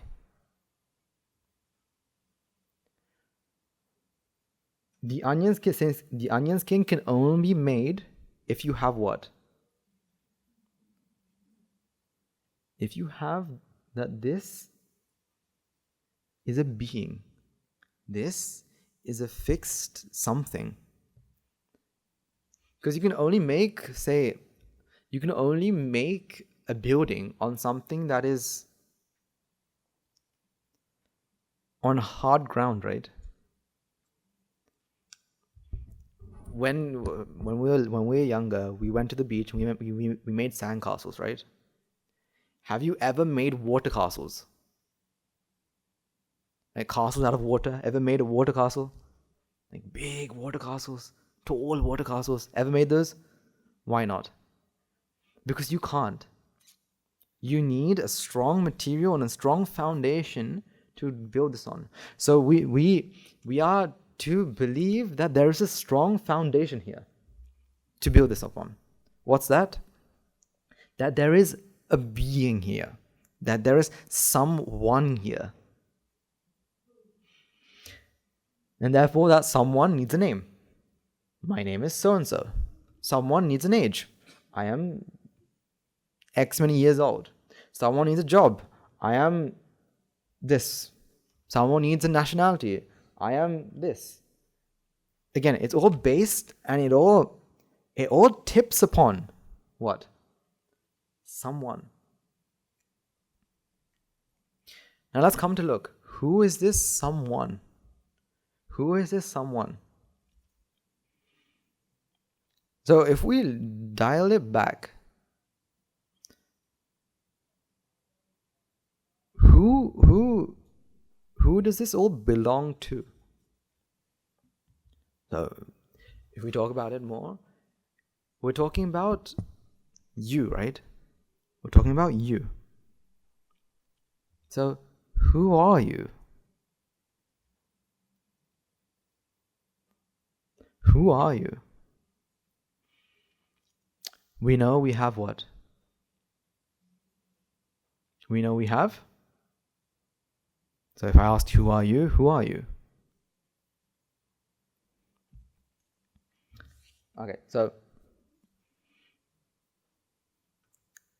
me having a job, is that you or something that you do? Something that you do. So is that you? Let's say you work, you go to uni, right? You go to university for 6 years and you become a doctor, right? You get a certificate and you feel that, wow, I'm now a doctor. But then the university has to go to court because of Freud, because of what's it called? It's called Freudery. Freud. Say again? Yes. It is. They have faked it all. That your whole 6 years was a lie. Now you are no longer a doctor. So is your job you or something that you do? That's something that you have, right? That you do. That can't be you. What about your age? Is that yours or you? I am 30 something years old. I am? Or is that me? Or is that my body? Or is that something that I've been through? So is it you? What about your name? Is that you? No, it's something that belongs to you. But yet, when we talk about this sense of this me, we attribute it to what? The first thing we attribute the sense of me to what? We take a photo of the audience. Who you look for? The mind, right? The first thing you look for is the mind. Where is the mind here? Is that what you look for? What do you look for? Me. So what do we attribute the sense of me to? The what? The body.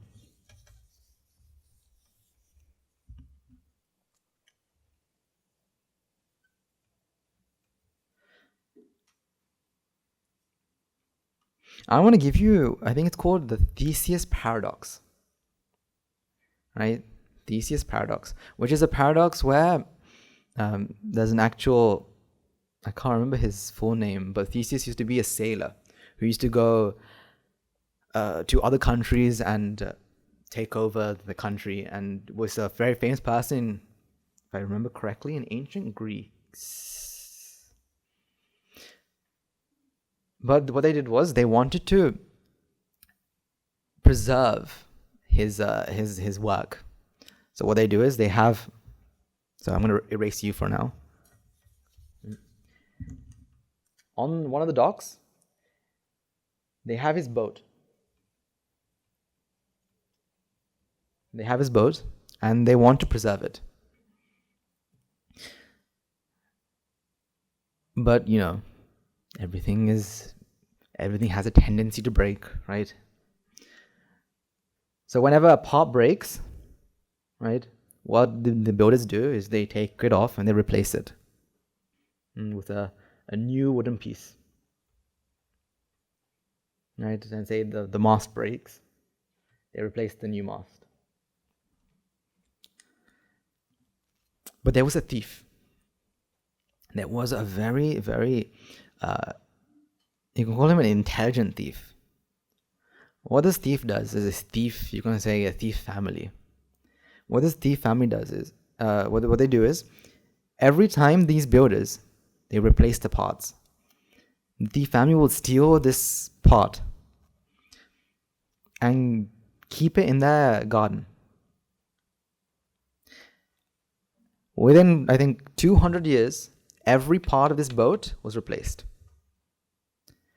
Within 200 years, in the garden of the thieves, of the thieves' garden, they have built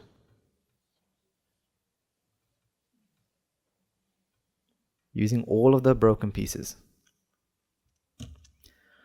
Which one is Theseus' boat? Which one is Theseus' boat? It's the Theseus boat, right? That's the original pieces. But that's the original boat. Pieces, boat, pieces. Which one is the original? Which one is? Okay, if you found out that Theseus, there's two of these boats, which one would you go to and say that I went to see Theseus' boat? Which one would you go to? The one on the dock or the one in the garden? The garden, right? Because that's the original broken pieces of the boat. Is it? See, we can't say. That's the thing. It's a feeling that we have.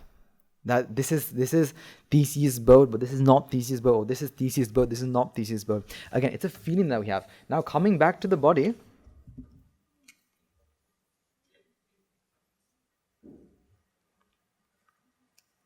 they say every couple of years, I can't remember the exact figure, every single atom of your body is replaced. So, just like Theseus, right, we have a group of thieves, right, who take every single atom of you and makes a replica.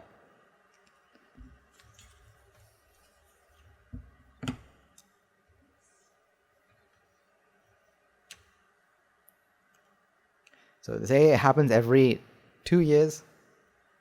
Every 2 years.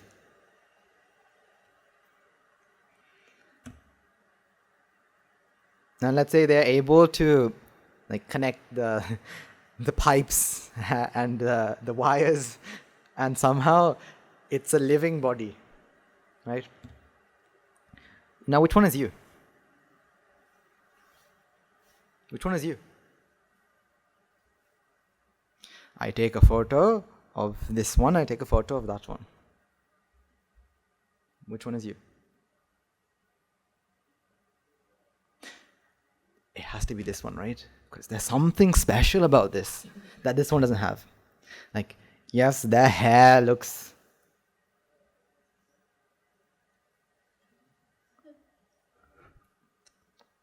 My artistic skills are amazing. Hair looks exactly the same, right? Everything is exactly the same. There's no difference. But yet, this one has something different. This is somehow something special about this. Isn't it? What's special?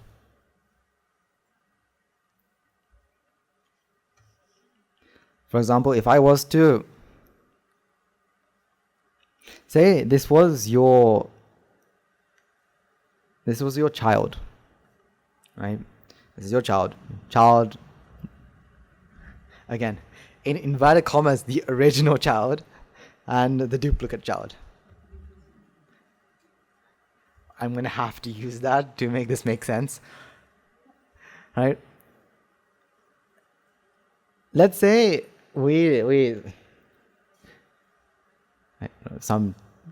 one enemy of yours decides, you know what, we want to mentally torture you.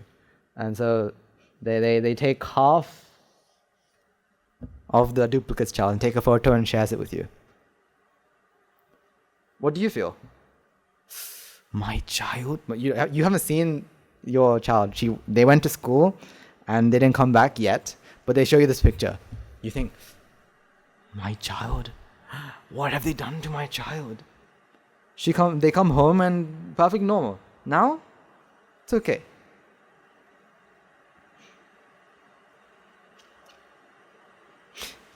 If you think about this, come back to the half thing. If we took half a person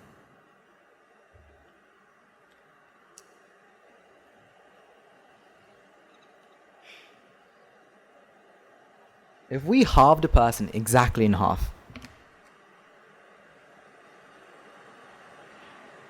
which side is the person? So if I was to ask, if you were cut exactly in half, which part is you?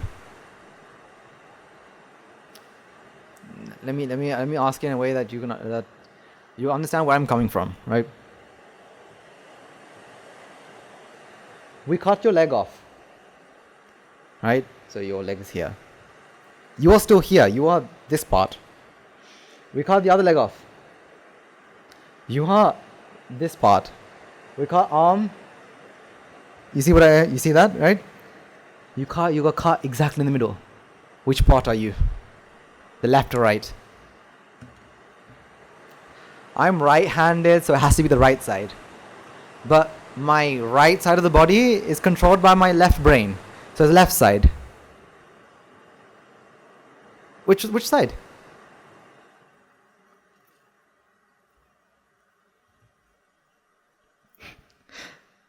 I remember, I don't know where the idea came from, but I think it has to have come from somewhere. But I remember growing up, when I witnessed the first funeral that I went to, that I understood that the person had died, right? Because I think I've been to one other, but I was way too young to understand the person had died. I remember the person was cremated. So they were burnt, and they have their ashes. I remember wanting... The person who died wasn't a relative or someone. I think it was like a dad, one of my father's friends. Or a friend's friend, I don't know. But I remember thinking, if I ever die, if I'm cremated, I want a tree to be planted with my ashes. So, ashes mixed with dirt and a tree. Why is that? Why do you think I wanted that? Because when I die, I want my body to be in a tree. So you see, my arm will grow out like this, would it? Really? I want a tree, so I can forever live longer in a form of a tree. That's the thought that goes through us. Because why? I am what?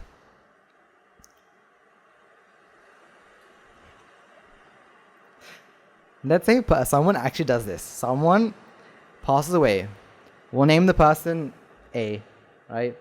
Person A passes away and is reborn as person B.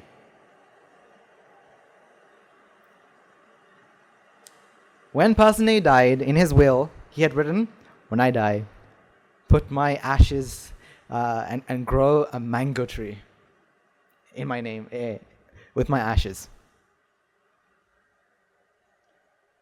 Right, so person A had died, and now we have person B.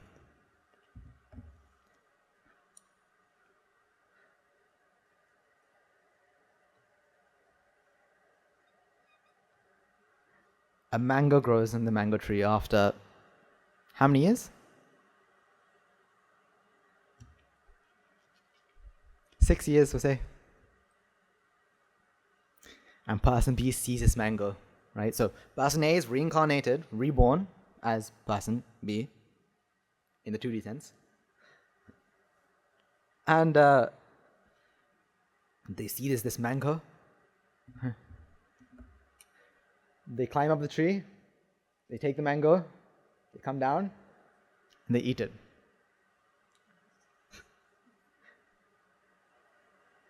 Is this cannibalism? Or is this, I think it's called auto-cannibalism, when you eat yourself? Which one is it? Is it cannibalism or auto-cannibalism?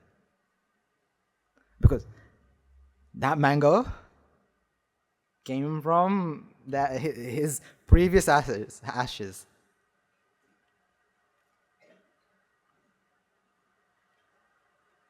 Which one?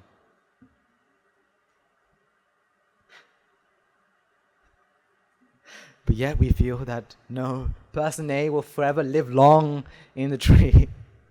He will be in the tree for, say, hundreds of years. Do you see, we have this because of thanks to Jati. Because of Jati, we feel that no, this is my body. This is part of me. This is who I am. I am yay high. I am this big. I have 2 eyes and a nose and a mouth and we go on and on and on and on, and we layer it and we say that this is who I am.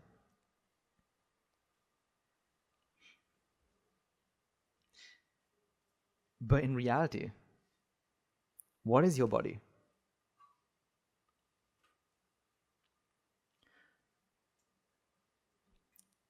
It's very interesting that if I asked you, for you to have grown to be who you are, you must have eaten food. Anyone says no, Saminaz, I've never eaten food in my life, that I was just born like this. No, we must have eaten food. Agreed. If I was to ask you that so we all know that because of the food we eat, we've grown into such big, still going to be big people.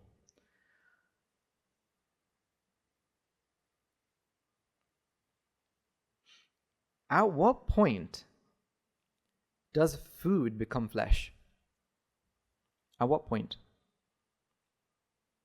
When does food become flesh?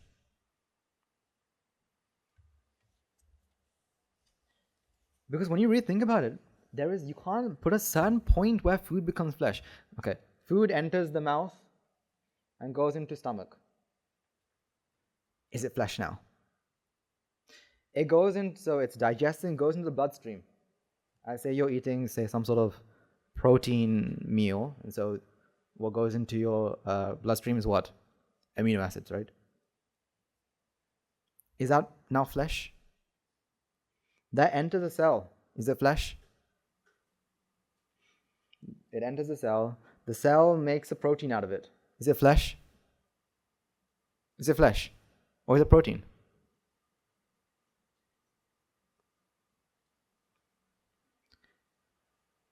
But yeah, we say, no, the food I eat makes me into this such a big person.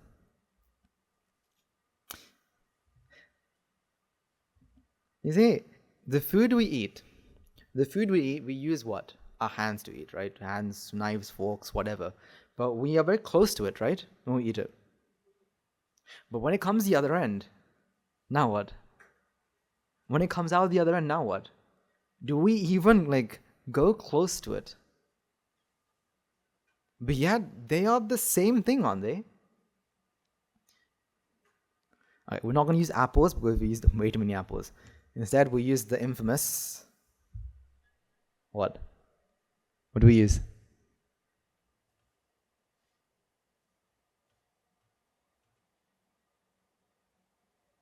Cake. And what sort of cake? Chocolate cake. When it's chocolate cake, right? You have this I must eat it. You go past the fridge, right? And you know the chocolate cake inside. You open the fridge, you look inside, but we don't eat, right? We close the fridge because we're like that. Right? You go past it again, you open the fridge, you look inside, the cake's still there, you close it. We don't eat it because we don't like that, right? But so then suddenly, it's noon, or you're gonna have your meal, so you open the fridge, you take the cake out, and you smell the cake. You're really hungry. Now you're very excited, right? You're gonna eat cake. You eat it, right? It gets digested, and then it comes out the other end, right? After 6-8 hours. Where's the excitement? Where's the excitement? Down the toilet. Now you don't want to touch it, you don't want to look at it, you just want to press flush and get out as soon as possible. But what's the difference between that, this and that? What's the difference? The story is different. Cake. Oh, cakes are amazing. So sweet, so delicious. Whereas the other thing, ew. It smells, it's this, it's that. But if you looked at its chemical structures, I don't know, does your body, except adding acids and enzymes, does your body have anything, does it add anything extra? No, all it does is takes away the nutrient it needs and it removes the rest. Then why is one of them yum and the other one yuck? Okay, I'm not encouraging any of you to do anything that you don't do now. I'm just trying to show you this idea that you have, that before it comes through you, you think it's good. Because why? You think that it's food for my body. That the cake is for my body. I'm going to eat it. It's going to taste nice. But once it comes out, that's not for me. That's for the sewers, and you press flush. But the food that you ate is what creates. It's the building blocks of you. So,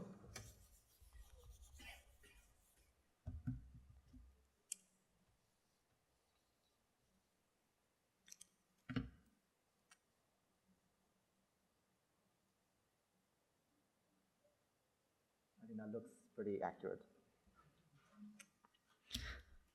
This, and this inside this. What's the difference? What's the difference? This you want, this you can bear with, hopefully, but this you can't. What's the difference? These three things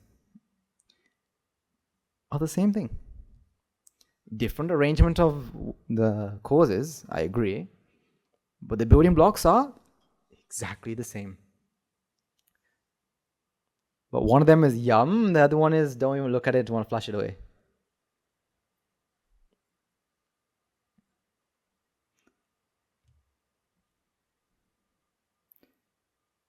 Why is that? Because you think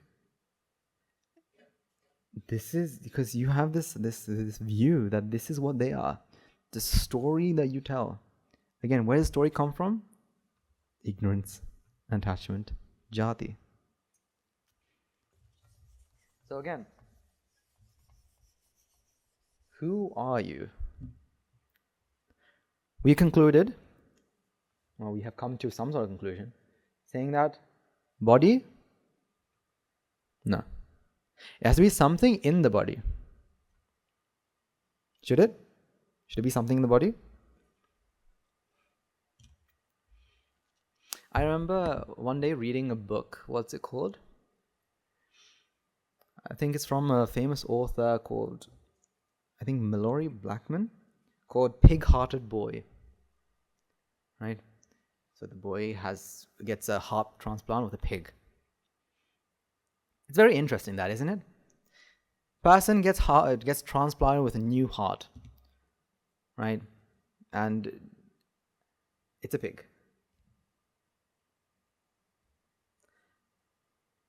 What happens to the person? Is this person now Homo sapien or Homo swine sapien? Homo swine sapien.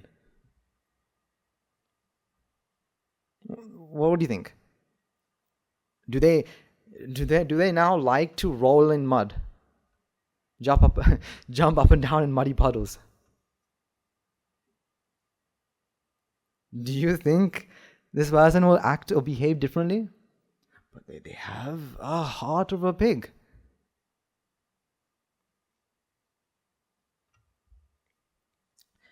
You can replace almost every part of the body except the brain, and except anything that needs direct connection with nerves. That's because you can't. They still haven't found a way to connect nerves. But once they do, brains as well, we can see if we can transplant brains. But for now, it's not possible.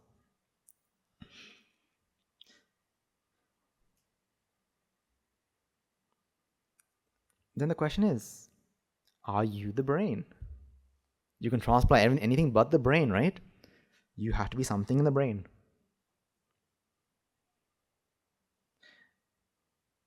So, again, my drawings are terrible. You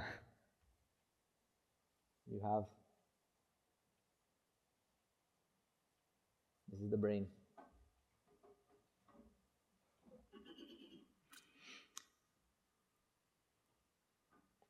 Scientists and psychologists and all these people have found different parts of the brain do different things. So, for example, at the back of the brain is what they use for sight. At the front of the brain, that's the prefrontal cortex. That's used for things like behavior, impulse controls, and all this other stuff. But yet, through all their experiments and all that, they have found everything and anything under the sun, except one thing. They've cut every single part, they've tested everything, but they haven't found one thing. What's that? Where's the self? What part of this is the self? What part of this, if we cut off, does this person no longer feel to be self? They've done other things. They have split the two sides. They have cut parts off.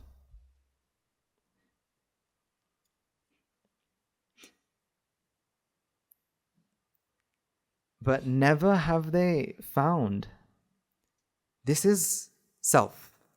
This is the part of the brain that's self. This is I. This is me. They found all the processes, but never me. So who am I? So so if we were going to talk about the body again, if you were to look at yourself in the mirror and say, you know what, I look better than this person. I am so and so years old, so many years old, but I still look as young as ever. Do you feel that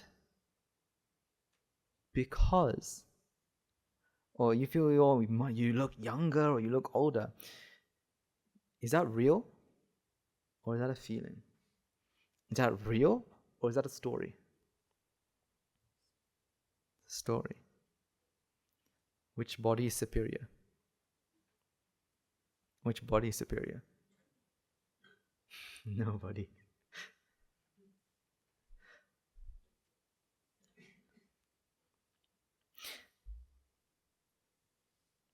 And then we have the mind. Next, we have the mind. If it's not in the body, not in the heart, the lungs, the liver, the kidneys, not even in the brain. If it's not in the body, then it's to be the mind. Okay. If it's the mind, tell me, what part of the mind is constant? Okay, let us look at it in a very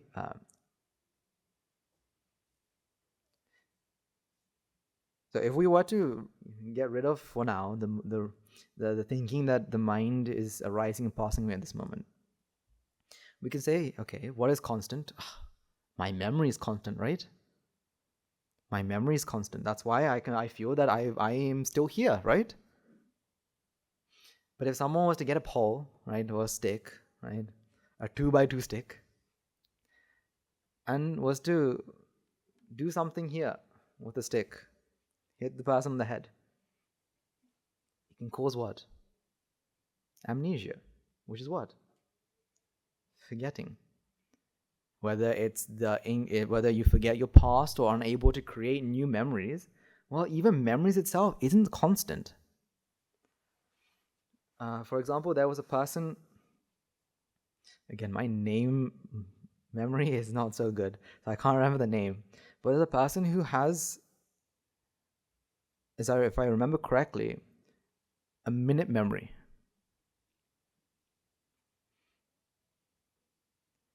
Who can only remember for a minute.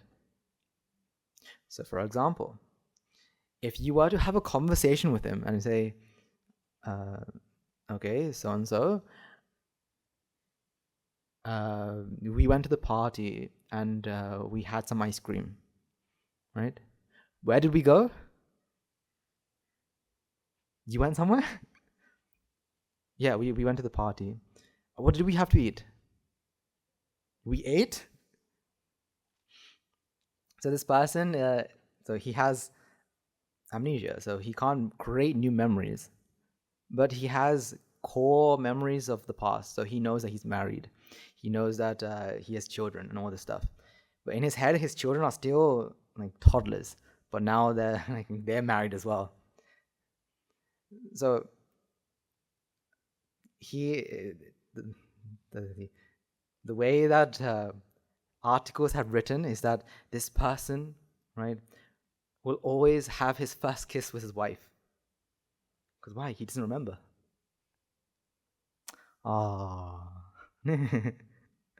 So cute. He's gonna always know. He's always gonna have the first time experience. No. See, even memory isn't constant. Memory is something that will always change. Can't you change your memories? Can't you change your memories? You can.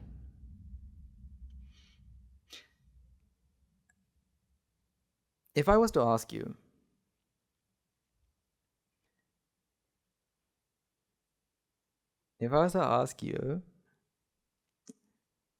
so there are certain experiments they do as well. So when it comes to memory, there was one experiment that they did with one of the most important events, one of the most drastic events that's happened in our history, which is 9/11. One experiment they did with to test memory was at the day of 9/11. Researchers went out asking people, "Excuse me, sir, excuse me, madam, when you found out the news, what were you doing?" And some of them said, "Oh, I was walking the dog. I was outside doing this, doing that." After 2-3 years, the researchers go look for the same person and ask the same question. So, 9/11 happened 3 years ago. What were you doing? Or do you remember what you were doing when you found out the news? Now people said different things. They said, "Oh, I was there. I was here. I was doing this. I was doing that." But very little of those memories connected. But yet we think that we remember exactly what happened, right? You think that you remember exactly what happened yesterday. Do you? Now, this is not me gaslighting you saying that you don't remember everything, right? But this is me showing you that memory itself isn't constant. You can't rely on memory to say that this is who you are.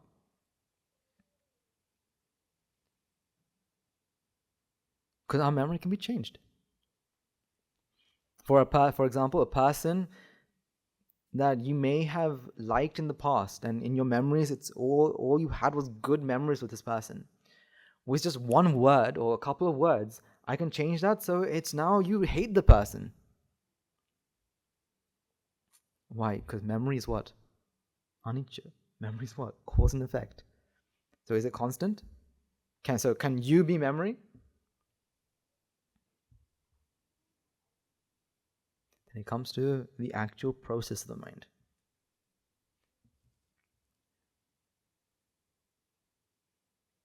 When you are seeing, you are seeing. When you are hearing, you are hearing. When you are seeing, are you hearing? And when you're hearing, are you seeing? You can only do one thing at one time. Can you do two things? Multitasking, right? We can do that. We can't. We're going to do one thing at one time.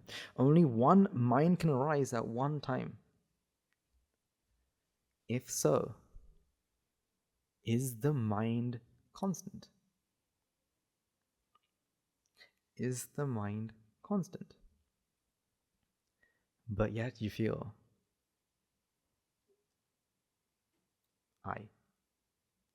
I'm smarter. I'm smarter than 10-year-old. Right? I can do better things than a 10-year-old can do. I can do this. I can do that. I can do all this stuff. Things these people can't do that. No, those people are very intelligent. I know. These, there's a group of monks in our monastery who, if you tell them a Pali stanza, they remember like this. It's so strange. Like you just say, so them studying the Dhammapada is very easy. They just read through and they remember all of it. But when it comes to like day-to-day memory, they have big issues with that. So if you ask them, well, what were you doing yesterday? Yesterday. What time? 2:00. Can't remember. But when it comes to the Dhammapada stanzas, they remember very well. So this person has a very good memory. They've got photographic memory. But me, I don't have a good memory. Who feels that? Who feels that?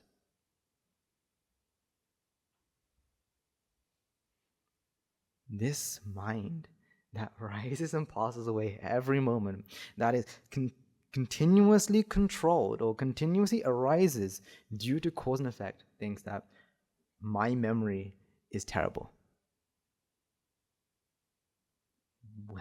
Where did it get the liberty to think that it has no memory? Or where did the liberty to think that it's not intelligent? Many children think that, I am not so smart. I can't do this. I can't do that. My English skills are terrible. My math skills are terrible. My this is terrible. My that is terrible. Because they feel that what? My intelligence is fixed. For example, if you were to learn a new language, right? So say there's the Sita Shravaka program from today onwards, they're going to learn. They're now going to learn Telugu. Right?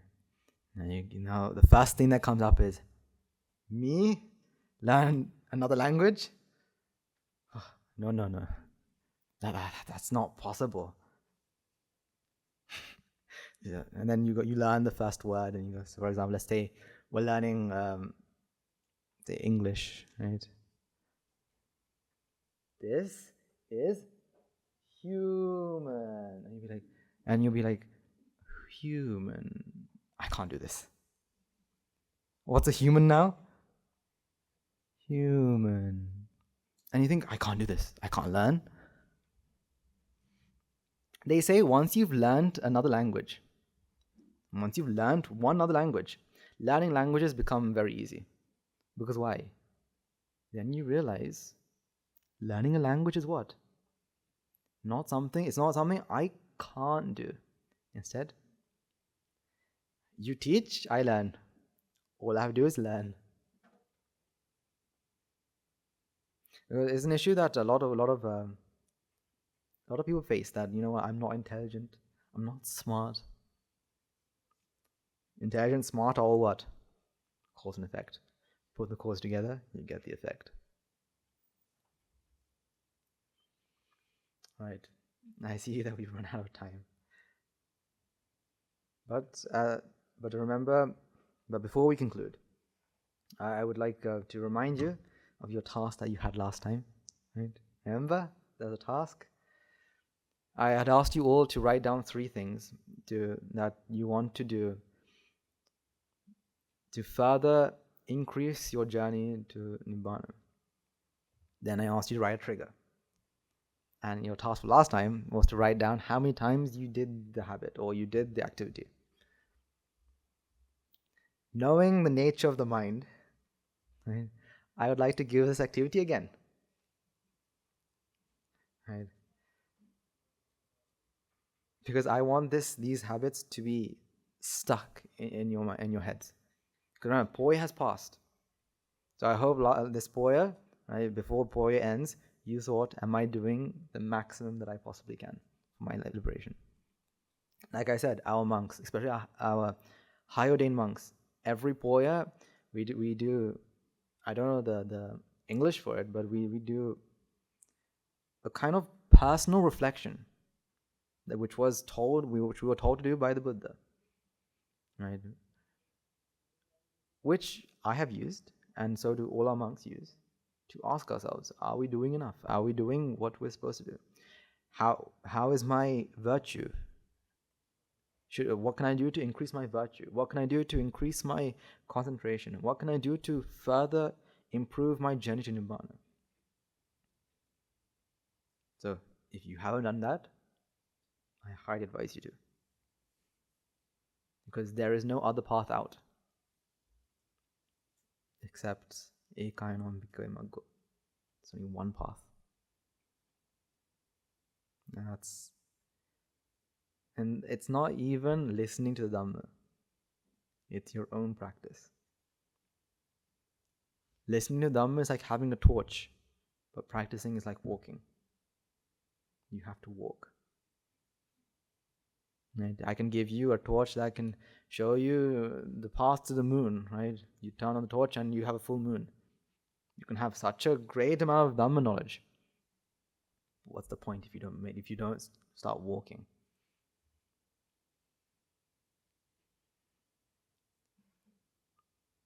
So if you weren't able to do it, I highly encourage you to try this week. Right? To see how many times you have done this activity and tick it. Because we understand the minds, we understand the mental process. Let's use it for our advantage. We find very big satisfaction with a tick, right? Especially green ticks. We have very big. It gives us very much joy. So tick. If you don't have a green pen, don't worry. Just take it with like a normal pen.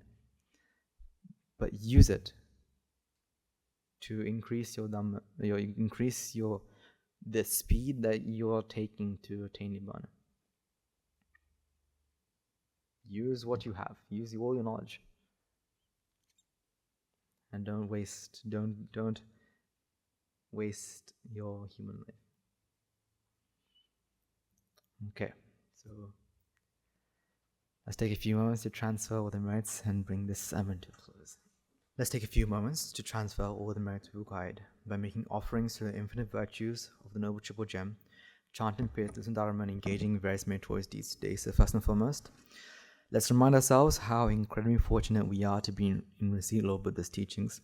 And with immense gratitude, let's transfer the merits to the Bhikshu, Bhikshunis, Upasakas, Upasikas, who since time immemorial have protected and preserved the sublime teaching of the Buddha and pass it down to generation of the noble lineage in the form of the Tripitaka, which is thankfully available to us today to study, to understand, to comprehend Dhamma.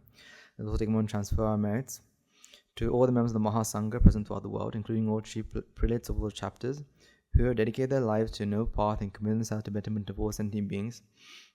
Let's not forget among them will be the monks and nuns resident in local temples and nunneries, who have always been by your side through thick and thin, come and shine. Let's all take one chance of merits to all the monks resident at the monastery, including Guru Swaminanse, as well as all the monks resident at the monastery, as well as the Anagarikas and Nagarikas attached to the monastery. Let's all take one chance for merits and express our gratitude to those who made great effort to disseminate the teaching of Buddha, be that by transliterating sermons, sharing them out to others, inviting us to join them. May through the power of these merits, if any of them be born in the Wilful Plains, may they redeem themselves and be born in the Blissful Plains. May by the power of the merits, may they abstain from the meritorious deeds, fulfill the meritorious deeds, fulfill the noble wayful path, and attain the supreme bliss of Nibbana. Sadhu, sadhu, sadhu. Let's also take a moment to transfer merits that we require to the devotees, friends of the monastery, who for sake of merits continue to sustain the Mahasangha. This includes everyone who have contributed to the construction of the monastery, to those of you who provide shelter, alms, robes, medicines, as well as those who pass on and know how to extend their well wishes. May through the power of these merits, may they abstain from the meritorious deeds, fulfill the meritorious deeds, fulfill the noble wayful path, and attain the supreme bliss of Nibbana. Sadhu, sadhu, sadhu. Let's also take a moment to transfer our merits to our mothers, fathers, husbands, wives, brothers, sisters, sons, daughters, grandparents, uncles, aunts, cousins, nephews, nieces, our elders, friends and acquaintances, employees, and to all those who have helped us, supported us, assisted us in a shape or form. By the power of the merits, may they heal in physical and mental ailments, may they overcome any obstacles in their spiritual progress, may they abstain from the meritorious deeds, fulfill the meritorious deeds, fulfill the noble path, and attain the supreme bliss of Nibbana. Sadhu, sadhu, sadhu. Let's also take a moment to transfer merits to Devas, Brahmas, spirits, demons, Paramas, Sakadevas, numerous gods and deities who have committed to protect and fulfill the Dhamma of the Sasana. This includes our garden deities who keep a watchful eye over us and keep us out of harm's way. May the power of these merits, may they prosper with divine power and wisdom. May they abstain from the meritorious deeds, fulfill the meritorious deeds, fulfill the noble path, and attain the supreme bliss in Nibbana. Sadhu, sadhu, sadhu. Let's also take a moment to transfer merits to our past relatives and ancestors who have predeceased us, to all those who have been friends and family to us in this infinitely long journey samsara. Let's also take a moment to transfer merits to all those who's lost all those people in the army, as well as the other armed forces, as well as the police force, who have sacrificed their lives to protect the peace and harmony of our nation. May all those lost life in war be the friend of foe, rejoice in the mercy required today.